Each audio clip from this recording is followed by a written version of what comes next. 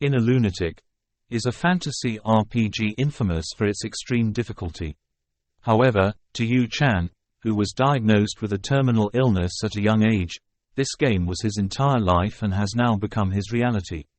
From now on, Yoo Chan has to survive in this world as Nox von Reinharber, the worst villain in the first act of the game. Will he be able to reach the end of the story safely? Welcome to the story titled, Terminally Ill Genius Dark Knight. Please, readers, join us and listen. Chapter 1. All my life, I had never cursed my life, even though I was born a noble orphan, with nothing in my hands. I lost my memory in a freak accident and was left alone in the world. I've never let it bother me, and I've lived with it. But there is good in even the most generous of nations. Patient, do not be alarmed, but listen carefully. You are on a time limit. What? Very bad timing. In a chance medical examination, I learned that my death was preordained. Just like that. 2 years since I was diagnosed with a terminal illness. Just when I thought there were no more surprises, I was shocked once again. Appearance, partial synchronization with Nox von Reinharber, has been completed. Caution, you will not be able to return to the original world until you complete the game. Asterisk according to the time limit trait, the remaining players have 1 year to live. I am now possessed by the game I was playing, and it's time limited once again. Shoot. Upset crash landing. The hell? Why the hell did you make that choice, Nox von Reinharber? Why did you make a deal with the devil? Why did you betray us? The sickly scent of blood and the clash of cold weapons. On the outskirts of the battlefield, where the only sounds are the groans of dying soldiers, you hear the shaky voice of a girl clutching a sword. Answer me, what the hell was that? Shah, the sound of the wind whispering in my ears was silent. The stars that filled the night sky spilled over the girl's head. The scene was like a painting. The girl's face was obscured by the inky darkness, but the figure of the man opposite her was clearly visible. He had bleached white hair and lavender eyes, and a handsome man with skin so pale it could have been sauce. Nox von Reinharber, dressed in black, emblazoned with the family emblem of a black sword, his mysterious eyes the owner of the sword that pierced his own heart. He turns to the girl. His lips, stained blue, open. Betrayal, yes, betrayal to you. The man called Nox von Reinharber mocked, clearly dying. There was no sadness in his voice, no regret, no wistfulness. There was none of that. In fact, given his many misdeeds in the past, his treatment now was extremely deserved. He had awakened the demon Baal, and possessed him within his own body, and sought to color the world with evil. It was the worst crime ever committed, one that no one could tolerate. And yet, even in his dying moments, Nox was nonchalant. He spoke, as he always did, in a calm voice. I did not betray you. It was you who betrayed me. Cut the crap. Say it, say it. Since when did you become so broken? Nox smiled lightly at the sound of the girl's exasperated voice. And so far away. Recalling some past, he muttered to himself. It began with a crash landing, and then the final, meaningful line. After, a short sigh escapes my lips and a cold sweat pours out like rain. A phrase flashed across the lighted monitor. You have cleared part 1 of Inner Lunatic. Total number of clears, 27. The end credits then play. Thank you for playing our game. The voice that accompanied the message lifted my spirits. I hummed and muttered. Okay, not bad. I unlocked quite a few hidden achievements this time. I also got a bunch of items. With a smile on my face, I took a moment to review my clearance record. This time, it was especially difficult because of all the variables. Putting down the rebellion in Eastern Tehran, to investigating the murder of the Empress in the outer castle, to rallying the survivors to kill the worst villain of them all, Nox von Reinharber. Well, you get the idea. Despite all my penance, I eventually beat the game. As always. This time, too. Actually, even for me, this is the first time I've ever beaten a game so close to perfection. The final boss of Part 1, Nox, is the toughest of the tough. From all sorts of CC moves, to possessing a demon, he unleashes a barrage of terrifying attacks that only minions can use. To be fair, he's more of a handsome monster. The bottom line, a boss named villain that is difficult to defeat, even for the oldest. That's the identity of Nox von Reinharber. I had just succeeded in killing yet another such boss. I like it, I muttered. I couldn't help but add a depressing comment. Except for the fact that I'm going to be killed next month. My gaze drifted to the wall where a red X had been scrawled haphazardly. I turned to the calendar on the wall. Immediately, a sense of gloom enveloped my entire body. No matter how positive I am, it's not easy to premiere in front of death. Culk. I let out a thick cough. I quickly wiped the bloody phlegm away with my sleeve. Should I throw this away again? It won't come off well with water, I thought to myself. Looking at the ashtray, which was piled high with cigarette butts, I couldn't help but let out a hollow sigh. I'm really going to die. Even in this moment, I'm dying dozens of times faster than everyone else. Like the end of the last villain in a video game. It's true, it's been a long time since I've played this game. About 2 years. After being given a shocking time limit by my doctor, I holed myself up in the corner like an invalid and immersed myself in the game. In a Lunatic. I've already cleared it multiple times. I had memorized every hidden piece and character lore.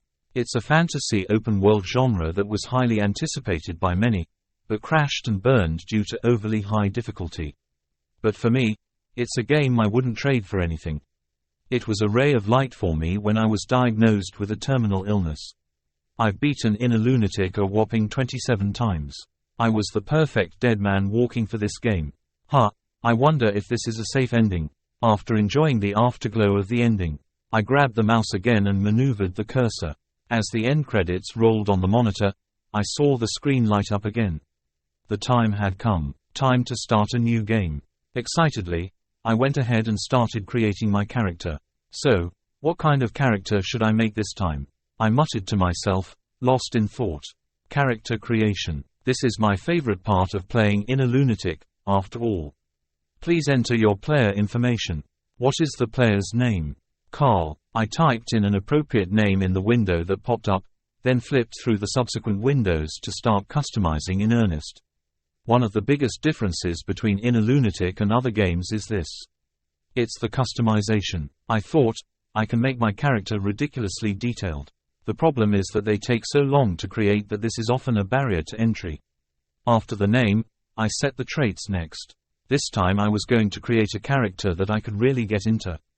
This might be the last game I ever play. Let's see. I gave him both Mana Sensitivity Genius and Sword and Martial Arts Genius, a new character with 2 Genius traits. When I saw this, my heart began to pound.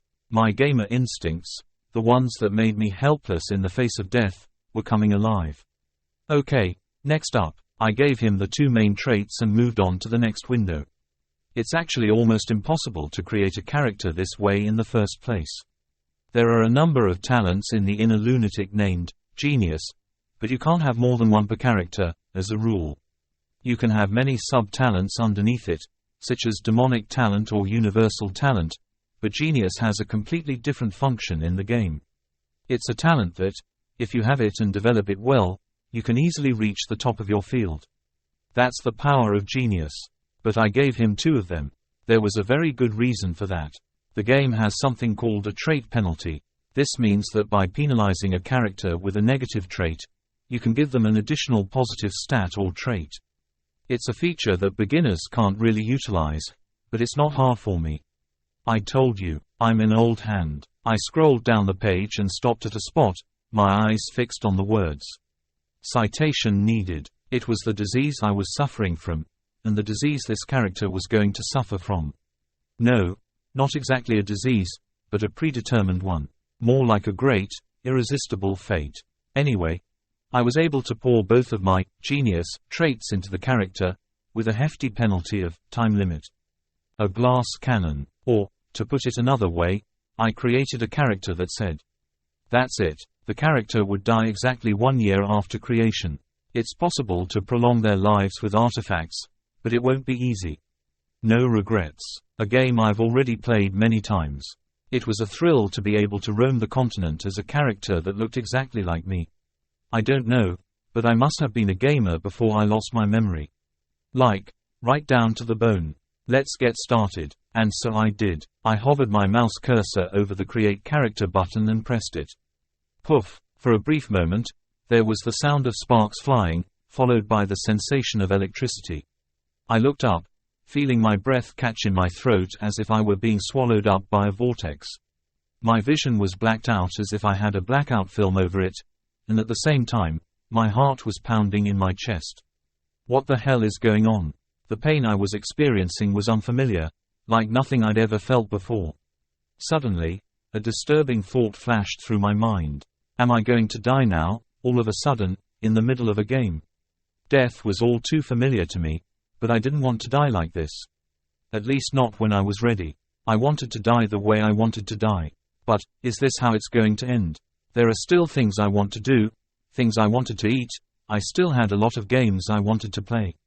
That was the moment I realized. You have successfully created a character. Character name not allowed. The character's name has been forcibly changed.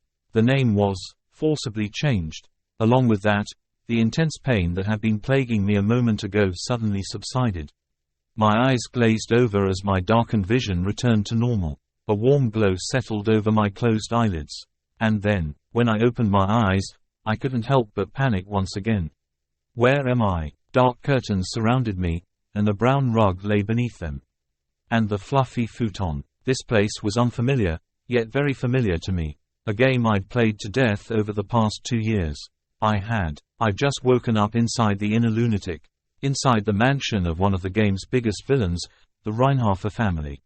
One of the dark masters of the inner Lunatic, with deep ties to the world's worst criminal organization, the Lunatic. I quickly scanned my surroundings, then rushed to a nearby mirror to check my reflection. Sure enough, there was a familiar face there. Shiny, cascading white hair and clear, lavender eyes like rainwater. A silk robe emblazoned with the family's signature black sword, surrounded by gilt. And a smug face that would make anyone passing by turn around. I wiped my forehead, convinced. I was possessed by Nox von Reinharber, the youngest son of the Reinharber family, the greatest villain in the inner Lunatic. In that moment, I don't know why that phrase came to mind. It started, yes, it was a crash landing. Chapter 2. No matter how you look at it, there's only one conclusion. X is gone. Like the beginning of a novel, that was indeed the conclusion I reached after careful consideration. However, whether I knew it or not, the preceding message never ended. Synchronization rate 4%, 6%, 19%, synchronization frozen at 71%. Player's customization will be applied. Character's customization is complete. Nox von Reinharber, 3rd generation Dark Master of the Inner Lunatic. The youngest of the 5 siblings of House Reinharber, and the only dullard in a family where everyone is considered a genius. This was the identity of the villain I possessed. He would grow to become the biggest villain in the world, a giant barrier between players and the world. That is the main identity of the character named Nox. This can't be a dream. I dry my face and look in the mirror over and over again, but nothing changes. His hair is bleached white, as if it's been snowed in. Eyes a mysterious lavender color. Sharply defined, ruggedly handsome features that only serve to remind me that the character I'm currently possessing is Nox. Crazy, I muttered to myself, rubbing my face with my shrunken hands. Ding! Before I could recover from the shock, the familiar beeping sounded again, and I looked up. My eyes narrowed in disbelief, and a look of horror crossed my face. Basic info. Name: Nox von Reinharber. Gender: male. Age: 14. Race: human. Primary element: darkness. Achievements: none. Traits: positives: genius with swords and martial arts, genius with mana sensitivity, insightful, master of memorization, steel mentality, master of acting, neutral, manifestation of darkness, negative, terminally ill, curse of weakness, chronic illness, nuisance, possession, stats, health, 2 magic, 9 luck, 7 wool, 10 charm, 25, skill, active skill, time of genius. The player's remaining lifespan under the time of genius talent is 1 year. A status bar now. It was embarrassing, to say the least. It wasn't enough that I was suddenly possessed by an in-game villain. Now there was a status window in front of me.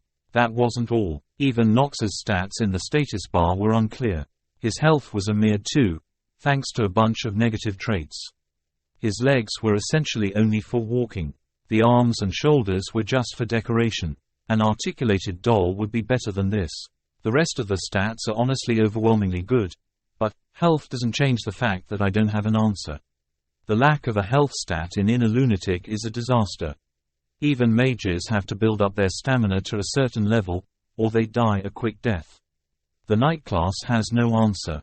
1, but that wasn't the real problem. A single negative family trait synchronized to a rising status window. The disaster it would cause is many times more dangerous than the first. Time limit. I muttered to myself, looking at the status bar in disbelief. I've been on a time limit in real life, and now I'm supposed to be on a time limit here. I couldn't help but laugh. I hadn't realized that the traits I'd put in when I customized him, thinking this would be the last game I'd ever play, would come back to haunt me. Embarrassment overcame regret. I was thinking, I don't know what kind of asshole put me in this game, but I'm going to kill him if I get caught. But first, I must first survive. Now that I'm standing on death's doorstep, I'm even more certain. I don't want to die yet.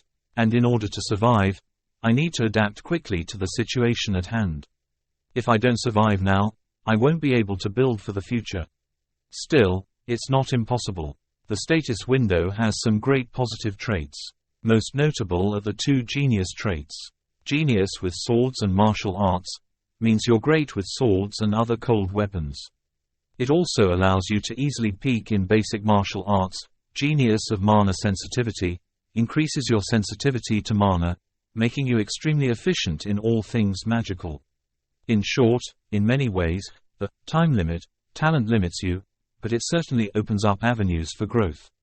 The penalty is very high, but the talent is guaranteed. The 2 genius traits were proof of that. But that's not all. Insight is a protagonist perk that lets you see into other characters' status windows, and acting genius literally calibrates your acting skills. It's great for tricking other people. And steel mentality will keep me steadfast in combat and in dangerous situations. With a total of 27 Inner Lunatic clears under his belt, I was ready. It didn't take me long to get the hang of Nox's traits. What to use and what to watch out for. I figured it out faster than anyone else. By the way, Nox, you're so fucking weak. Are you a dog? I told him to relax. I could see the negative traits right away. He's always been thin and glazed over since I saw him in the mirror, but this is it, man. You could call him a walking infirmary. From the curse of weakness, to the chronic illness, to the cold hands and feet, to the possession. It may not seem like much, but these negative traits will always hinder your gameplay. It's nearly impossible to even set foot on a glacier without a fire skill, and if you're equipped with nuisance, you're guaranteed to die within the first chapter of the game. In many ways, it's a lot of hassle. Of course, there's nothing you can do about it. First, there are the 2 genius traits I've granted you, and the unique trait that is only passed down to blood members of the Reinharber family. You can only survive by utilizing the dark manifestation. Of course, I'll have to do something about the 1-year deadline before then. Like that. That was the moment I roughly decided on my future residence. You have 1 unread letter in your mailbox. Do you want to check it? An unread letter. My head tilts to one side in puzzlement. What? I've been in a strange world for less than 10 minutes. Who the hell would send me a letter to? No way. Suddenly, like a blow to the head, a plausible hypothesis flashes through my mind. That asshole X who trapped me in this game, he must have written to me. Convinced, I immediately manipulate the status bar and enter the mailbox. The results. My prediction was precisely half right. Just like in the game, I touched the letter, which was wrapped in worn parchment. Then, out of thin air, the letter unfolded and filled my vision. Hello? Yoo Chan, or should I say Nox now? I thought to myself. The moment I read the opening line, I felt the hairs on my head stand on end as goosebumps rose all over my body. Do you know my name? Yoo Chan, the name my parents left me before I was orphaned, when they didn't know if I was alive or dead. But why is my name appearing in the letter? What the hell does it have to do with No way. My body stiffens for a moment. With that, a question creeps up my spine. The being who possessed me here. Does he know something about my past that I've forgotten? If not, then none of this made any sense. My sudden possession by an inner lunatic and my name popping up here. It was the most logical thing to think in order to make it all make sense. Excitement. Pounding. My heart is pounding like crazy. I force myself to keep a calm face and started reading the next part of the letter. You probably don't remember me, but I must say this. It's been a long time. And welcome back. You've been through a lot these past 2 years. You deserve to be here again. Welcome back. The speaker in the letter was talking to me as if I were from another world. But it didn't make sense to my brain. How is that possible? I had already spent 2 years living on the outside. Inner Lunatic was just a game, and bam! I slapped my cheeks hard with both hands and came to my senses. Bad premise. The fact that I was possessed by this world. It didn't make sense in the first place. That means, maybe my world isn't real, and this one is. It's still a leap. I don't know enough to really know everything about this world, and about me. My gaze shifts to the bottom line of the letter. I can't tell you much yet, including who I am, but I can help you. I want you to join the Elden Academy, and cultivate your powers to get as close to the main story as possible. For all truth will be enshrined there. The letter ended there. There was a short popping sound and the letter disappeared before my eyes. I shook my head, dazed and confused. I went to the mailbox to read the letter again, but there was nothing there.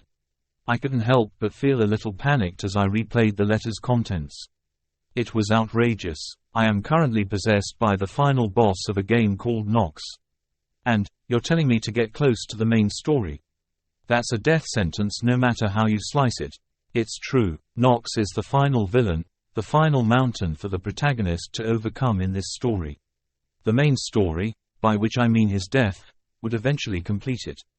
But I can't give up on getting my memories back. Whoa, a short gasp. I don't know what the hell is going on right now, but I do know one thing. For now, I have no choice but to do what the person who sent me the letter tells me to do. But I immediately decide on a course of action. I have no intention of dying easily, no matter how short the time frame. I had a lot of questions. Where did I come from? Who is my family? Where are my lost memories? The answers are hidden here. I clenched my fists with a vivid sense of certainty. I access the main story somehow, and figure out if there's a connection between my lost memories and the inner lunatic, this game, and survive.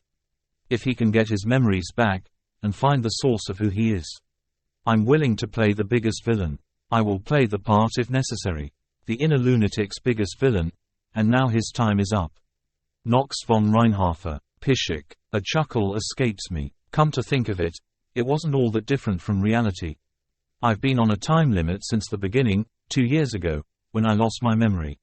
Every moment was a countdown to death, and I spent every waking moment in fear of when I would die. The only thing that changed was the setting. It's the world I know best. There's no reason to be afraid here, to run away. I ran a hand through my hair, then walked away from the mirror and over to the old-fashioned clock. It had an in-game calendar. February 4, 1812. I muttered, gathering my thoughts. Until the main story of Inner Lunatic began. There was still a year to go. And, incidentally, until my death. Well, then, let's get started on the 28th round. I step away from the mirror and pull on my black coat, which is neatly hung up. Grabbing the doorknob of my room, I turned it lightly. And then, crack, a familiar sound came from somewhere. It sounded like bones breaking, but trait, nuisance, comes into play. Due to the effect of nuisance, you have acquired wrist sprain LV1. Please get enough rest to recover. X shot. It was coming from my wrist. It was ridiculous. What the hell did I do to trigger a negative trait in the first place? All I did was, my fists are shaking. Even so, I feel a faint pain from the sprain. I grabbed the doorknob with my other hand and turned it, more carefully this time. Shit, what the hell am I doing? Bam! Then, I heard the sound of glass shattering on the floor outside. Luckily, this time it wasn't my body. No, Master Nox. I stepped out the door and shifted my gaze toward the source of the voice, where I saw the figure of a young girl, her pupils dilated in surprise. She floated like a slender gazelle in the face of a predator, and I could sense that something was amiss with Mr. Nox. A familiar face. Probably a maid, probably around Nox's age. It took me a moment to recognize her. "I'm sorry, Sin, I'm sorry. I won't make that mistake again, but please bear with me as I cut your flesh with a piece of glass." The maid backed away, hesitating and begging. I crinkled my brow at the fierce reaction. Brown hair, brighter eyes than that. Rona. Luckily, I recognized the character from memory. She was one of the maids at House Reinharber, and the one who talked about Nox behind his back on a daily basis. In Nox's eyes, she's a piece of trash. Not a main character, just an extra character. Huh. I glance at Rona for a moment, who looks up at me with a puzzled expression. You mean she's been talking about Nox behind his back with that innocent face? Now I'm Nox. Anger welled up inside me, but I managed to keep it in check. I was about to pick up the broken glass and place it on the silver tray when I realized. Please, please, master. No, for my life. Quote ellipsis ellipsis dot quote. At that moment, I realized two things. First, villains are villains for a reason. No matter how much you change inside, one good deed won't change your judgment. And second, and this is the most important one, Rona is trash. I'll give you a pass. I squatted down and locked eyes with Lorna, eyes wide. But if you screw up again, I'm going to. I snapped. Rona didn't speak, but she quickly shook her head. She looked shocked, as if she had imagined the next part of the story. I stood up, refreshed, and scanned the hired hands around me. They were all staring at the youngest son in the family's outcast. Shit, Nox, what the hell kind of life have you lived? I sighed and started to walk away, but another maid in the hallway stopped me. By the way, master, do you happen to know where you're going? I don't think I need to hide anything. After a moment's thought, I replied simply, the training grounds. At that moment, I could feel the heads of all the employees in the hallway turn in confusion. All eyes were on me. They weren't speaking, but their thoughts were transparent. If their monologues had been scripted in the game, I'm sure they would have gone something like this. Why is this arsehole who's never even held a sword suddenly going to the training grounds, and now he's bringing a wooden sword to beat me up? Chapter 3. The Reinharber family's training grounds were indeed overtly spacious for such a prestigious swordsmanship family. On a floor made of specialized material to absorb shock, and in the back was a large warehouse where the weapons were stored and hung. Inside, various cold weapons were lined up, with swords being the most common. There is no explanation for this. The foundation of the Reinharber family. It's in the sword. There are a few significant sentences that define the Reinharber family, but the most famous is the darkness and the sword. An arcane swordsmanship that imbues the sword with the power of darkness and then cuts through the enemy. This martial art is known as the Supreme Black Sword and is only passed down to the next generation of the family, the future patriarch. I remember that the first three formulas were taught to the children of the fiefdom, but they don't mean much. If you're going to keep fighting with them, you might as well learn other arcane sword techniques. Not that the first three aren't good, of course. Well, it's true. Naturally, a second-grade swordsman who has mastered both the form and the formula by the end is better than a first-grade swordsman who hasn't mastered them.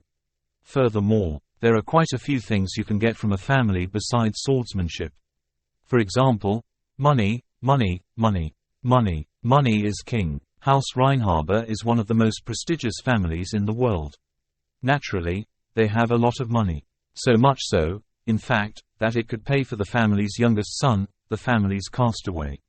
Theo, Nox's father, probably doesn't even care if Nox spends it on himself. That's the kind of character Nox is meant to be.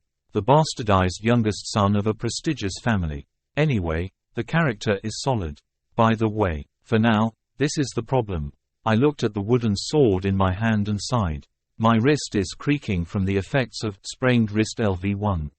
Was it because Nox's body was weakened?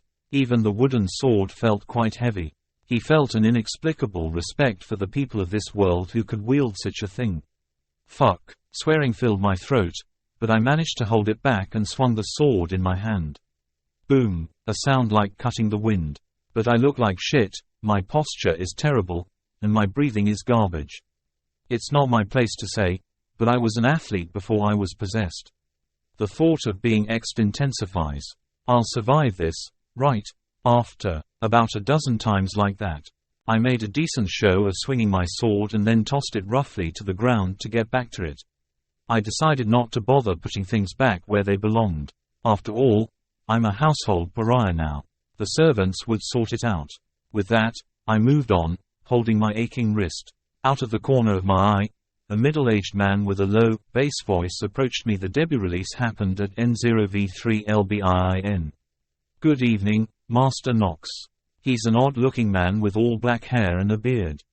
With his sunken cheeks, he looked very familiar to me. It was a face I'd seen over and over again within the inner Lunatic. Rodwell, why is the butler, who is supposed to be serving the patriarch, in this place? I said in a calm voice. Or rather, I pretended to be calm. Rodwell de Ernerock. He is the real head of House Reinharber, and he is not a man I, a rascal, can mess with. Nox's father, the butler closest to the patriarch, Theo von Reinharber. That was Rodwell, a tricky one right from the start. But I have my own weapons. First, I am the head of the household that Rodwell serves. I'm the son of Theo von Reinharber. Trait, affirmative. The gift of acting is being activated. The second was the talent I added along with the two genius talents, talent of acting. This talent literally compensates for a character's acting talent. In other words, it was a talent optimized for deceiving others. It was the perfect talent to help you take a step towards becoming more shameless. Indeed, it was the perfect skill set for a rascal Nox. As I pondered this, Rodwell spoke up. I've come at your request to deliver a piece of news. News? Yes. He has commanded that you be present at dinner tonight. I've just been possessed, I don't know anything about it, and I'm tired, so let's just sit around and have a casual dinner. Sadly, I can't be a good salesman like that. I'm an asshole anyway. You don't have to attend unless it's for your own good. Tell him I'm not eating today. Rodwell's brow crinkles for a moment at my answer, and another piece of information leaks in. We have a visitor from House Steiner. She has come to take knighting lessons, and I'm afraid the patriarch would be very upset if you weren't there. Something like demonic energy emanates from his frighteningly glowing amber eyes. That asshole looks terrifying. I'd believe it if it jumped out of a horror movie. HMPH. As if I had no choice, I wiped my sweat with the towel the servant handed me. I didn't answer, but it meant I would do as he said. And so I did, as I passed Rodwell and headed for the family mansion. Without even looking at me, Rodwell asked, "You're acting a little strange today. What are you trying to say?" Suddenly, I felt my heart pounding. Rodwell's words were clearly directed at me. "You don't normally like to hold a sword, but today, for some reason, you've been walking all over the training grounds. Do you mind if I ask why?" Rodwell's eyes bore into me. My breath caught in my throat, and my hands began to sweat. It was a dangerous situation, but I trusted the traits I had been given. As calmly as I can, I look him in the eyes and open my mouth. "I'll tell you one thing for sure. An unknown aura bursts from the lavender-eyed boy I'm playing, Nox." Rodwell, in front of me, seems to sense it too and shudders. "Don't you dare creep up on your master, even though you're a butler. It doesn't matter to you what I did or what I moved. I decide what I will do. I will correct it. If you ever do this to me again, it won't be just words." With that, I walked past him. My heart was still screaming, but thanks to my acting talents, Rodwell looked completely fooled. To be dropped into a game and have this happen. I felt a furtive glance from the back of my head, but I didn't flinch. If I make a scene here, it'll just blow up in my face. For now, I must remain as calm as possible. After all, traits only make me better at the behavior, they don't make me perfect. But, as I walk away, trying to compose myself, eventually, I lost my poker face and turned into a grimace. There was a name that worried me more than Rodwell. What? The young lady of House Steiner. Why would she suddenly come out of nowhere? The dining room of the Reinharber mansion was as luxurious as ever. A rectangular table with endless white tablecloths and chairs for 30 people, and a clock on the wall. There wasn't a single thing that wasn't a specialty. The silverware is so well made that you can almost see your face in it. Maybe there's more money to be made than I thought. As I sat down at the table, I started to see the faces of the people who had already arrived. The first thing that caught my eye was the twins. They are one of the biggest tormentors of Nox in the family, and the big mountain I have to climb to get to Elysian Academy. I will have the opportunity to face them at some point in the future. That will probably be soon. I need to build up my strength to deal with both of them shortly. Hey, there's that little shit over there, ruining the meal. Nox, is that asshole still holding a grudge against the family? Yeah, Dean, honestly, I didn't expect him to stick his face in this far, but his shamelessness is through the roof. I heard you've groped butlers and maids before, but you're an unreformable asshole. As I wait, I hear my brother blatantly disrespecting Nox. I felt an unnecessary surge of irritation at being unfairly criticized for something I hadn't done, but somehow I managed to hold it together with superhuman patience. Then, I repeat it again. Nox the asshole. Here we go. I continued to think. Finally, I heard a familiar voice, echoing through the dining hall. I jumped to my feet, my gaze immediately shifting to the direction of the voice, and there was a familiar face I recognized. Yoo von Reinharber, the patriarch of the Reinharber family, Nox's father, stood there like a giant, with a girl Nox's age behind him. This is the young lady of House Steiner, Miss Talia von Steiner. She is staying with us for a short time to take her knighting lessons. Please make her welcome. Good evening, I'm Talia von Steiner. Please take care of me. Of course, the twins, Hartz and Alan, said excitedly. They must have fallen in love with Talia's face. She's one of the leading candidates for heroine, even within the inner lunatic. Her popularity is in the top 5. No wonder the hearts of adolescent boys are racing. Of course, I merely nodded with a sullen expression. It's not the most appropriate demeanor to display in front of the patriarch, but oh well. I'm an asshole anyway. No one was going to write me up for having a bad attitude. For some reason, Nox, you're here this time. The voice is too cold for a father calling his son. His icy gaze falls on me. I shrugged it off and took my seat. The meal was about to begin. About an hour later, I ate my roasted turkey and caviar-topped crepes in silence, listening to their small talk. And then, suddenly, I felt a pair of prying eyes on me. Alan and Hartz, my 2 brothers. Father, I believe it's time to decide on the newest member of the family to be admitted to Elysian Academy.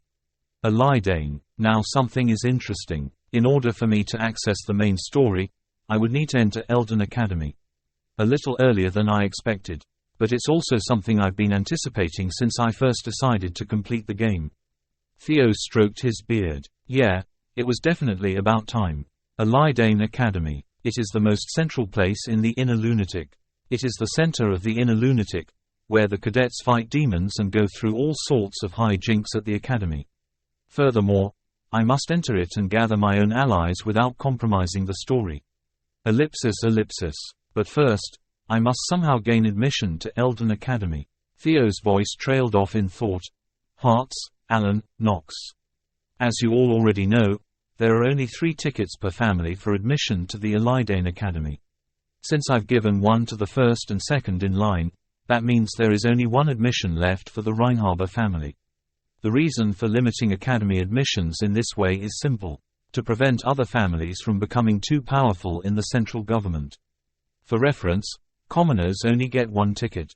Anyway, I had a feeling I knew where Theo's story was going. The House of Reinharber I know. If you're Theo, go here. So, we'll choose the entrance the way our family does. You mean you're going to have brothers duel to decide who gets in? Theo looked surprised for a moment, as if he hadn't expected me to say it first, but he quickly regained his composure. That's right, 1 month from now, we'll decide who will be admitted by a duel at the training grounds. I see. I could feel the panic in the room at my calm response. Uneasy gazes swept over me. However, I don't have a choice. In order to enter the main story, I must enter the academy anyway. There's no changing that fact. Little brother, I'll teach you a lesson, but in the meantime, take care to preserve your body, and tell me if you're thinking of giving up before then. Okay, it wouldn't hurt to give up. There's no way a weakling like you can beat us." His tone was playful and sarcastic. I returned the taunt with a toothy grin. "Isn't that what you say after you've fought and won? What makes you think you can beat us?" I snapped back at Alan and the Hartz brothers, who snorted in response. I crossed my arms in a show of adult resignation. "Of course." A brief silence fills the dining room. What the hell did I just hear? Everyone has this look on their faces. If I don't get past this gateway, I'm out of the main story. There was nothing to lose by blurting it out. "I will do it." The two brothers are silent for a moment under my icy gaze. I picked up the momentum and spoke. "I'm entering Elidane." I felt the corner of Theo's mouth subtly lift. "Good, you've taken the bait." At that moment, I felt a piercing gaze lock onto me. A chill ran down my spine. The reason was simple. The owner of the gaze was the second daughter of the Steiner family and one of the heroines directly involved in the main story of Inner Lunatic. Talia von Steiner. You continue to stare, and eventually, your eyes meet hers. Caught, the red-eyed, Western-looking girl looks at me and says. Apparently, the youngest master is quite confident. As she smiles at me, I feel my heart sink once again. Because as I said earlier, there is someone who makes me shiver even more than Rodwell, and that is Talia. Talia von Steiner. She plays the protagonist, who kills the villainous Nox at the end of part 1. Long story short, this was the character who was going to put a sword through my heart in the future. This is going to be intense from the start. With that thought, I shoved the fluffy stuffing into my mouth. I had 1 month to go until my showdown with the twins and 12 months until my death. Chapter 4. The dusky moonlight streams through the windows of a vehicle on Reinharber Street. A deep male voice breaks the silence. The voice belonged to the patriarch of House Reinharber. It was Theo von Reinharber. So, Nox's demeanor has suddenly changed. Yes, standing beside him, listening, was Theo's loyal servant, Rodwell. He was the family butler, and the longest-serving member of the House of Six. He reported daily, as was his routine, on the behavior of the house's people. Along the way, he passed along the details of Nox's life. Thanks to him, Theo had heard the whole story. From his son's sudden appearance on the stage, to his picking up a sword, to the fact that he had the audacity to voice his opinion to Rodwell, who usually wouldn't even approach him. It was interesting for Theo. After all, Nox had been the youngest son, the one who had been glazed over. The one who couldn't even make eye contact with himself, much less Rodwell and my brothers. That attitude changed overnight. Not only that, but at the dinner table, he said, "I'm going to beat my brothers. I'm going to beat my brothers." I probably wouldn't have believed it if I hadn't seen it. The youngest, who was glazed over. It was the first time he had ever spoken up. He wouldn't do something like that unless he had a hand to back it up. It was a strange thing to do if you weren't interested. So Theo had no choice but to give the following instructions. Got it, Rodwell, keep an eye on Nox. A few hours ago, after the family meal was over, the Hartz and Allen twins glared at me, then clicked their tongues and disappeared. I quickly rose from my seat and headed back to my room. I needed to organize my work for tomorrow. Back in my room, I first jotted down information that I could use in the future on a piece of parchment, making sure I had a clear picture of the current situation and if there were any tricks or hidden pieces that I could use right away. This would give me a shortcut to make my weak Nox grow faster. Looks like I'm in for some busy days. With that thought, I gave myself a quick wash and threw myself into my fluffy bed. Even in this rotten world, a bed is warm and cozy. With that thought, I drifted off to sleep. The next morning, I was back at the training grounds. However, I'm not holding my wooden sword like yesterday, and I'm running over and over again on the nearby dirt path. I don't know why. This is because my biggest problem yesterday was stamina. After exactly 3 swings of the sword, my weak flesh began to scream. My weak flesh started screaming after exactly 3 swings of the sword, which earned me a few laughs from the vassals, maids, and butlers. It was definitely not a good experience. I need to get my stamina up quickly somehow. Even a wooden sword weighs quite a bit by default. With such a young boy's body, and with only 2 stamina, it shouldn't be that easy for me to wield a sword. Of course, I have the sword and martial arts genius trait. Each genius trait has its own flowering conditions. Moreover, I'm currently suffering from the penalty of the time-bound talent, so my growth in physical strength is twice as slow as the others.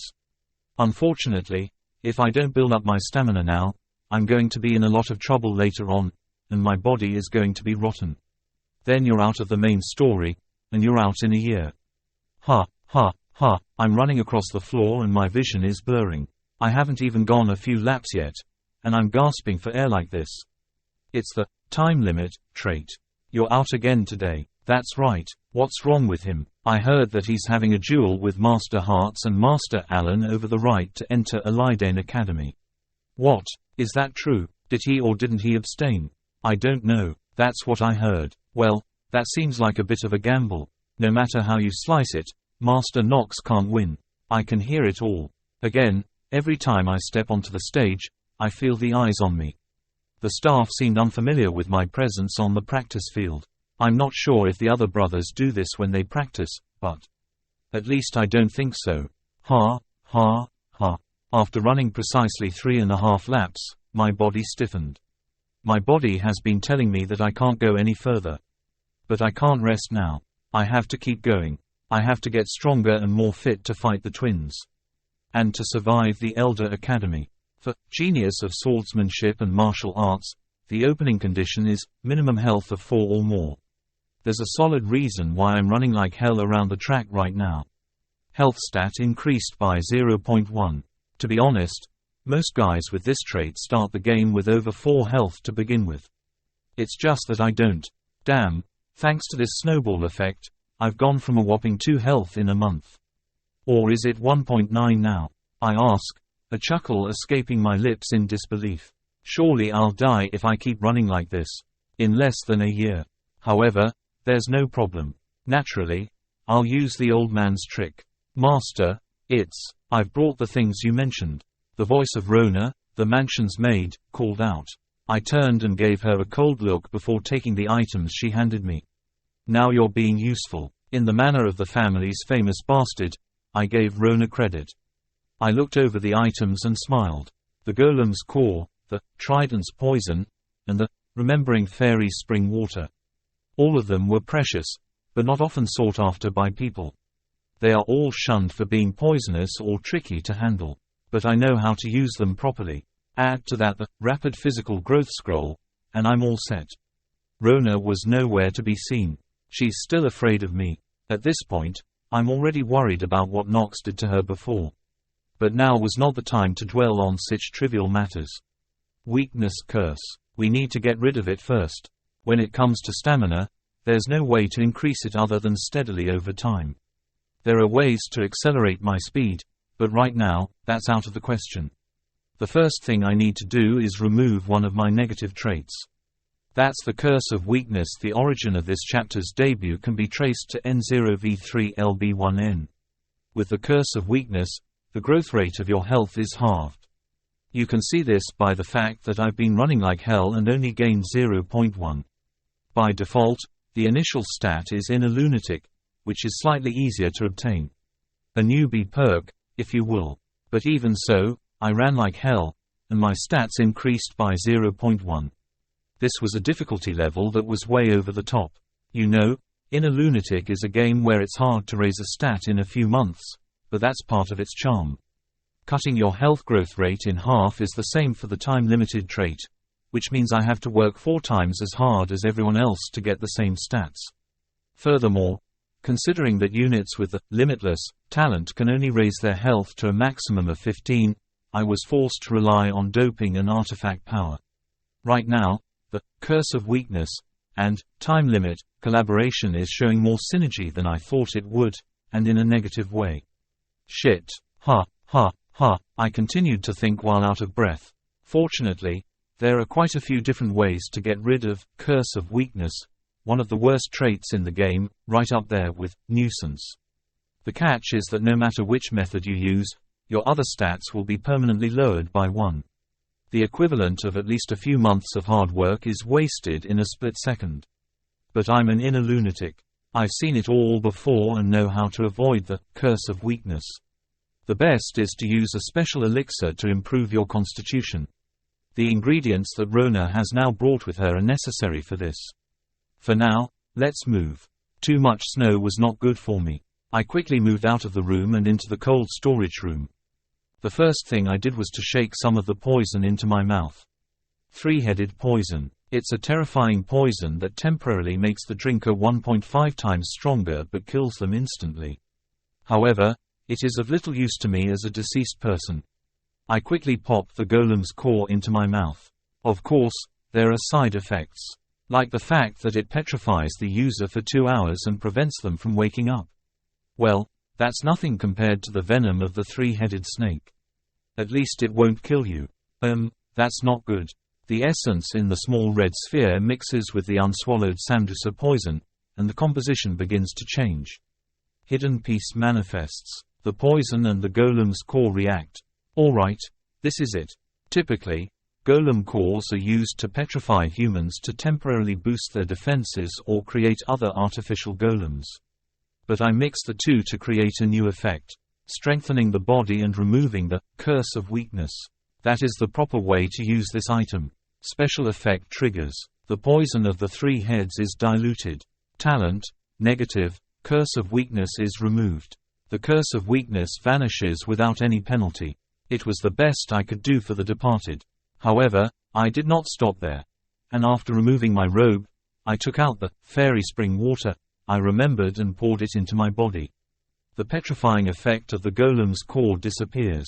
The fairy spring water, I remember, was an artifact that had the effect of restoring a person to more than their original state, and it was an artifact that had the setting of being too expensive to be commercialized. About 20 times the price of a commercially available potion. However, its effectiveness was so poor that it was frankly a joke. It was the kind of thing you'd call crazy to buy, but I knew it was more efficient than any other item. The reason is simple. When the golem's core and fairy spring water react, it adds one short-term trait to the player. The golem's core reacts with the fairy spring water you remembered.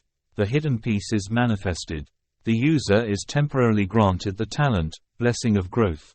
Blessing of Growth. The name alone suggests something sinister.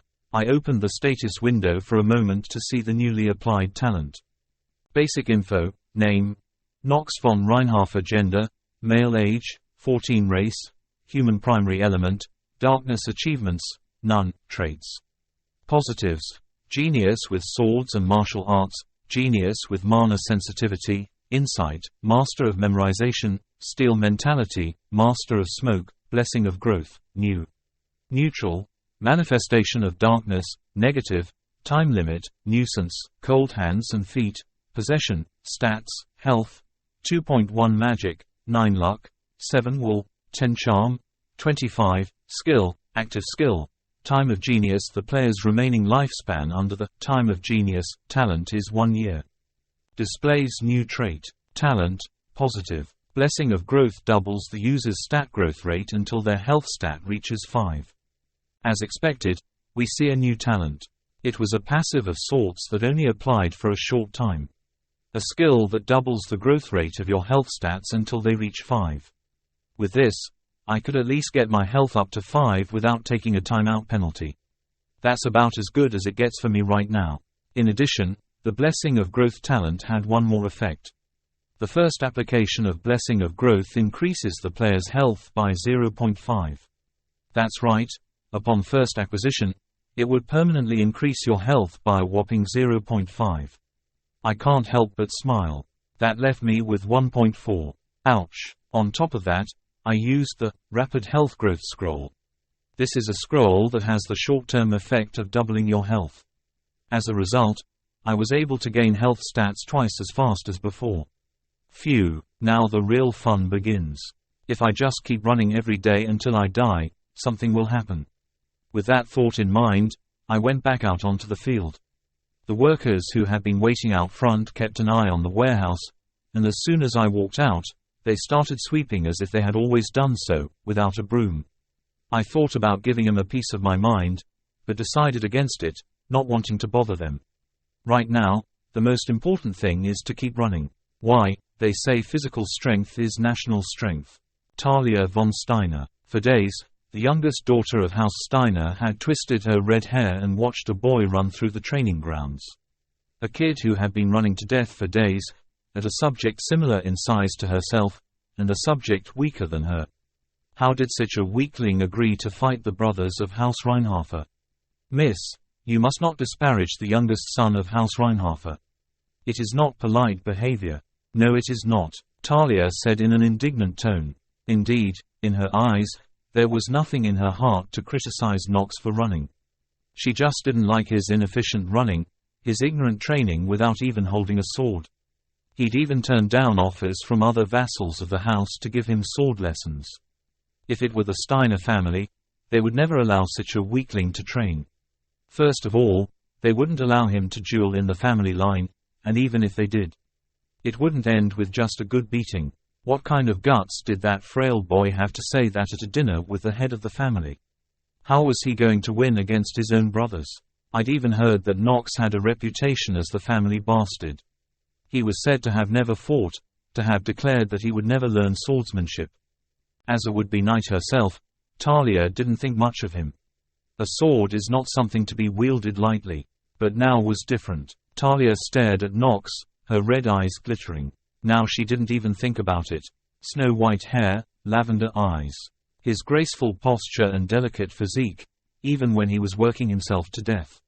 Everything about him piqued her curiosity. No, Emma, I have to go for a minute. Ah, miss. With that, Talia took off like a bullet, heading straight for Nox. Emma, her maid, let out a deep sigh.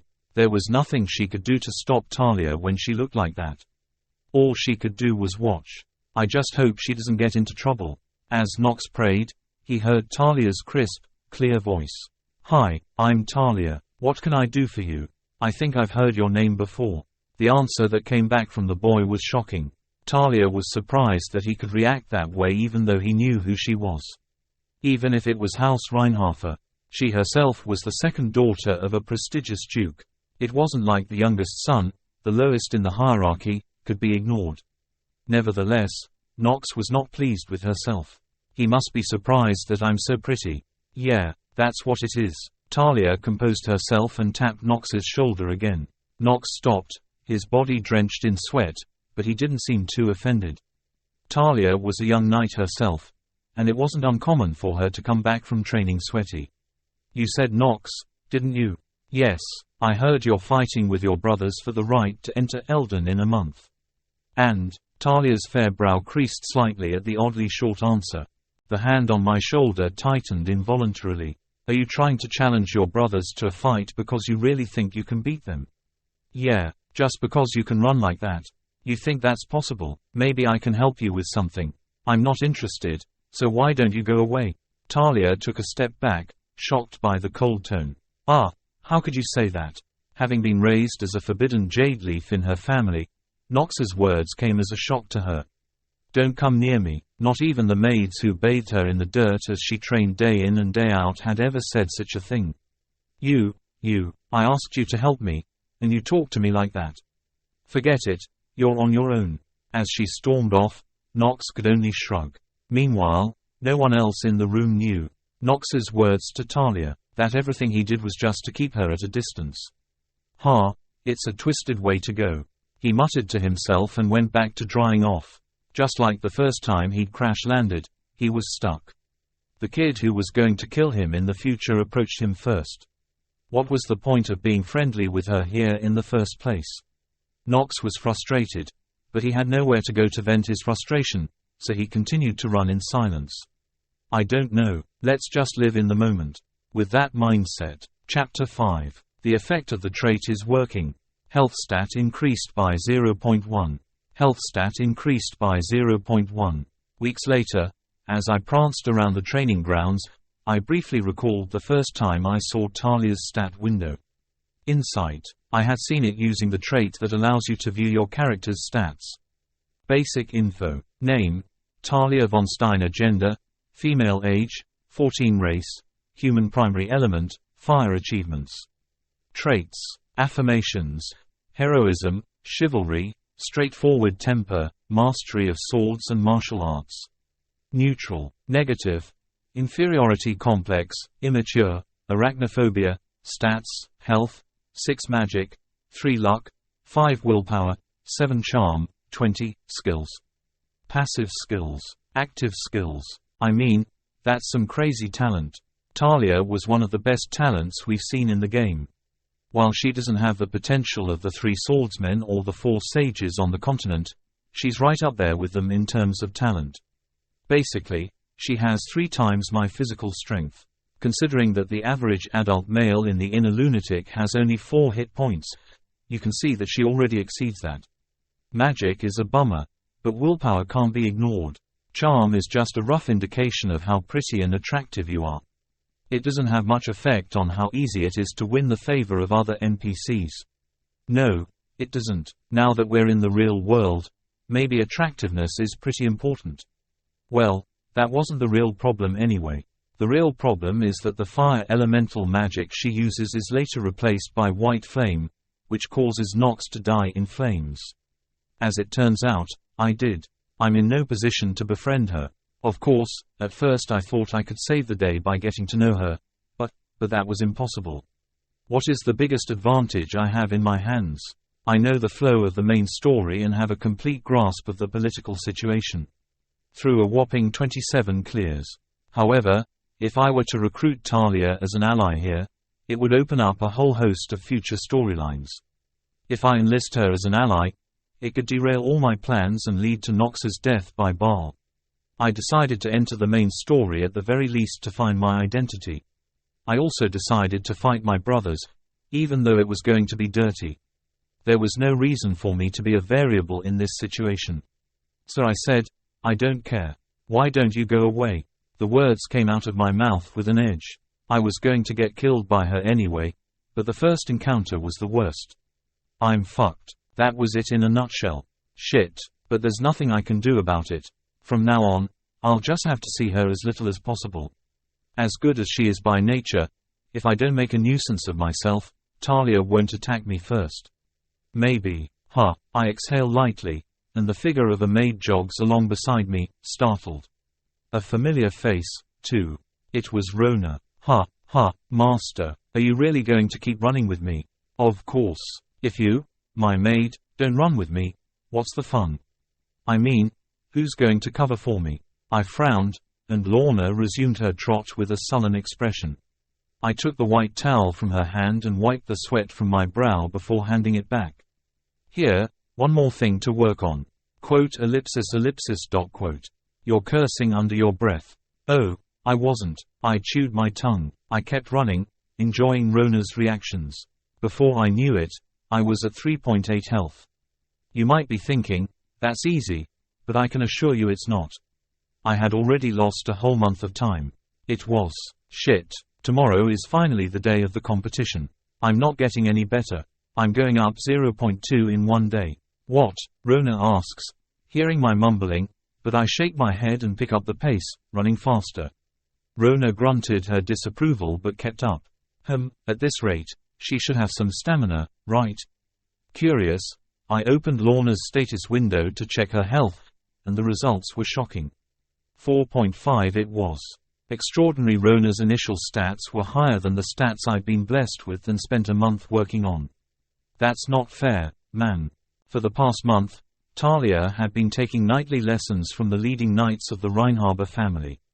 Although she could train and learn swordsmanship in her own family, the Steiner family, it was common for nobles to send their children to other families for nightly training.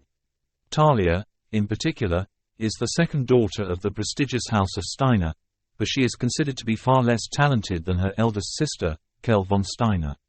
As a result, she was always in her sister's shadow, unable to fulfill her own talents.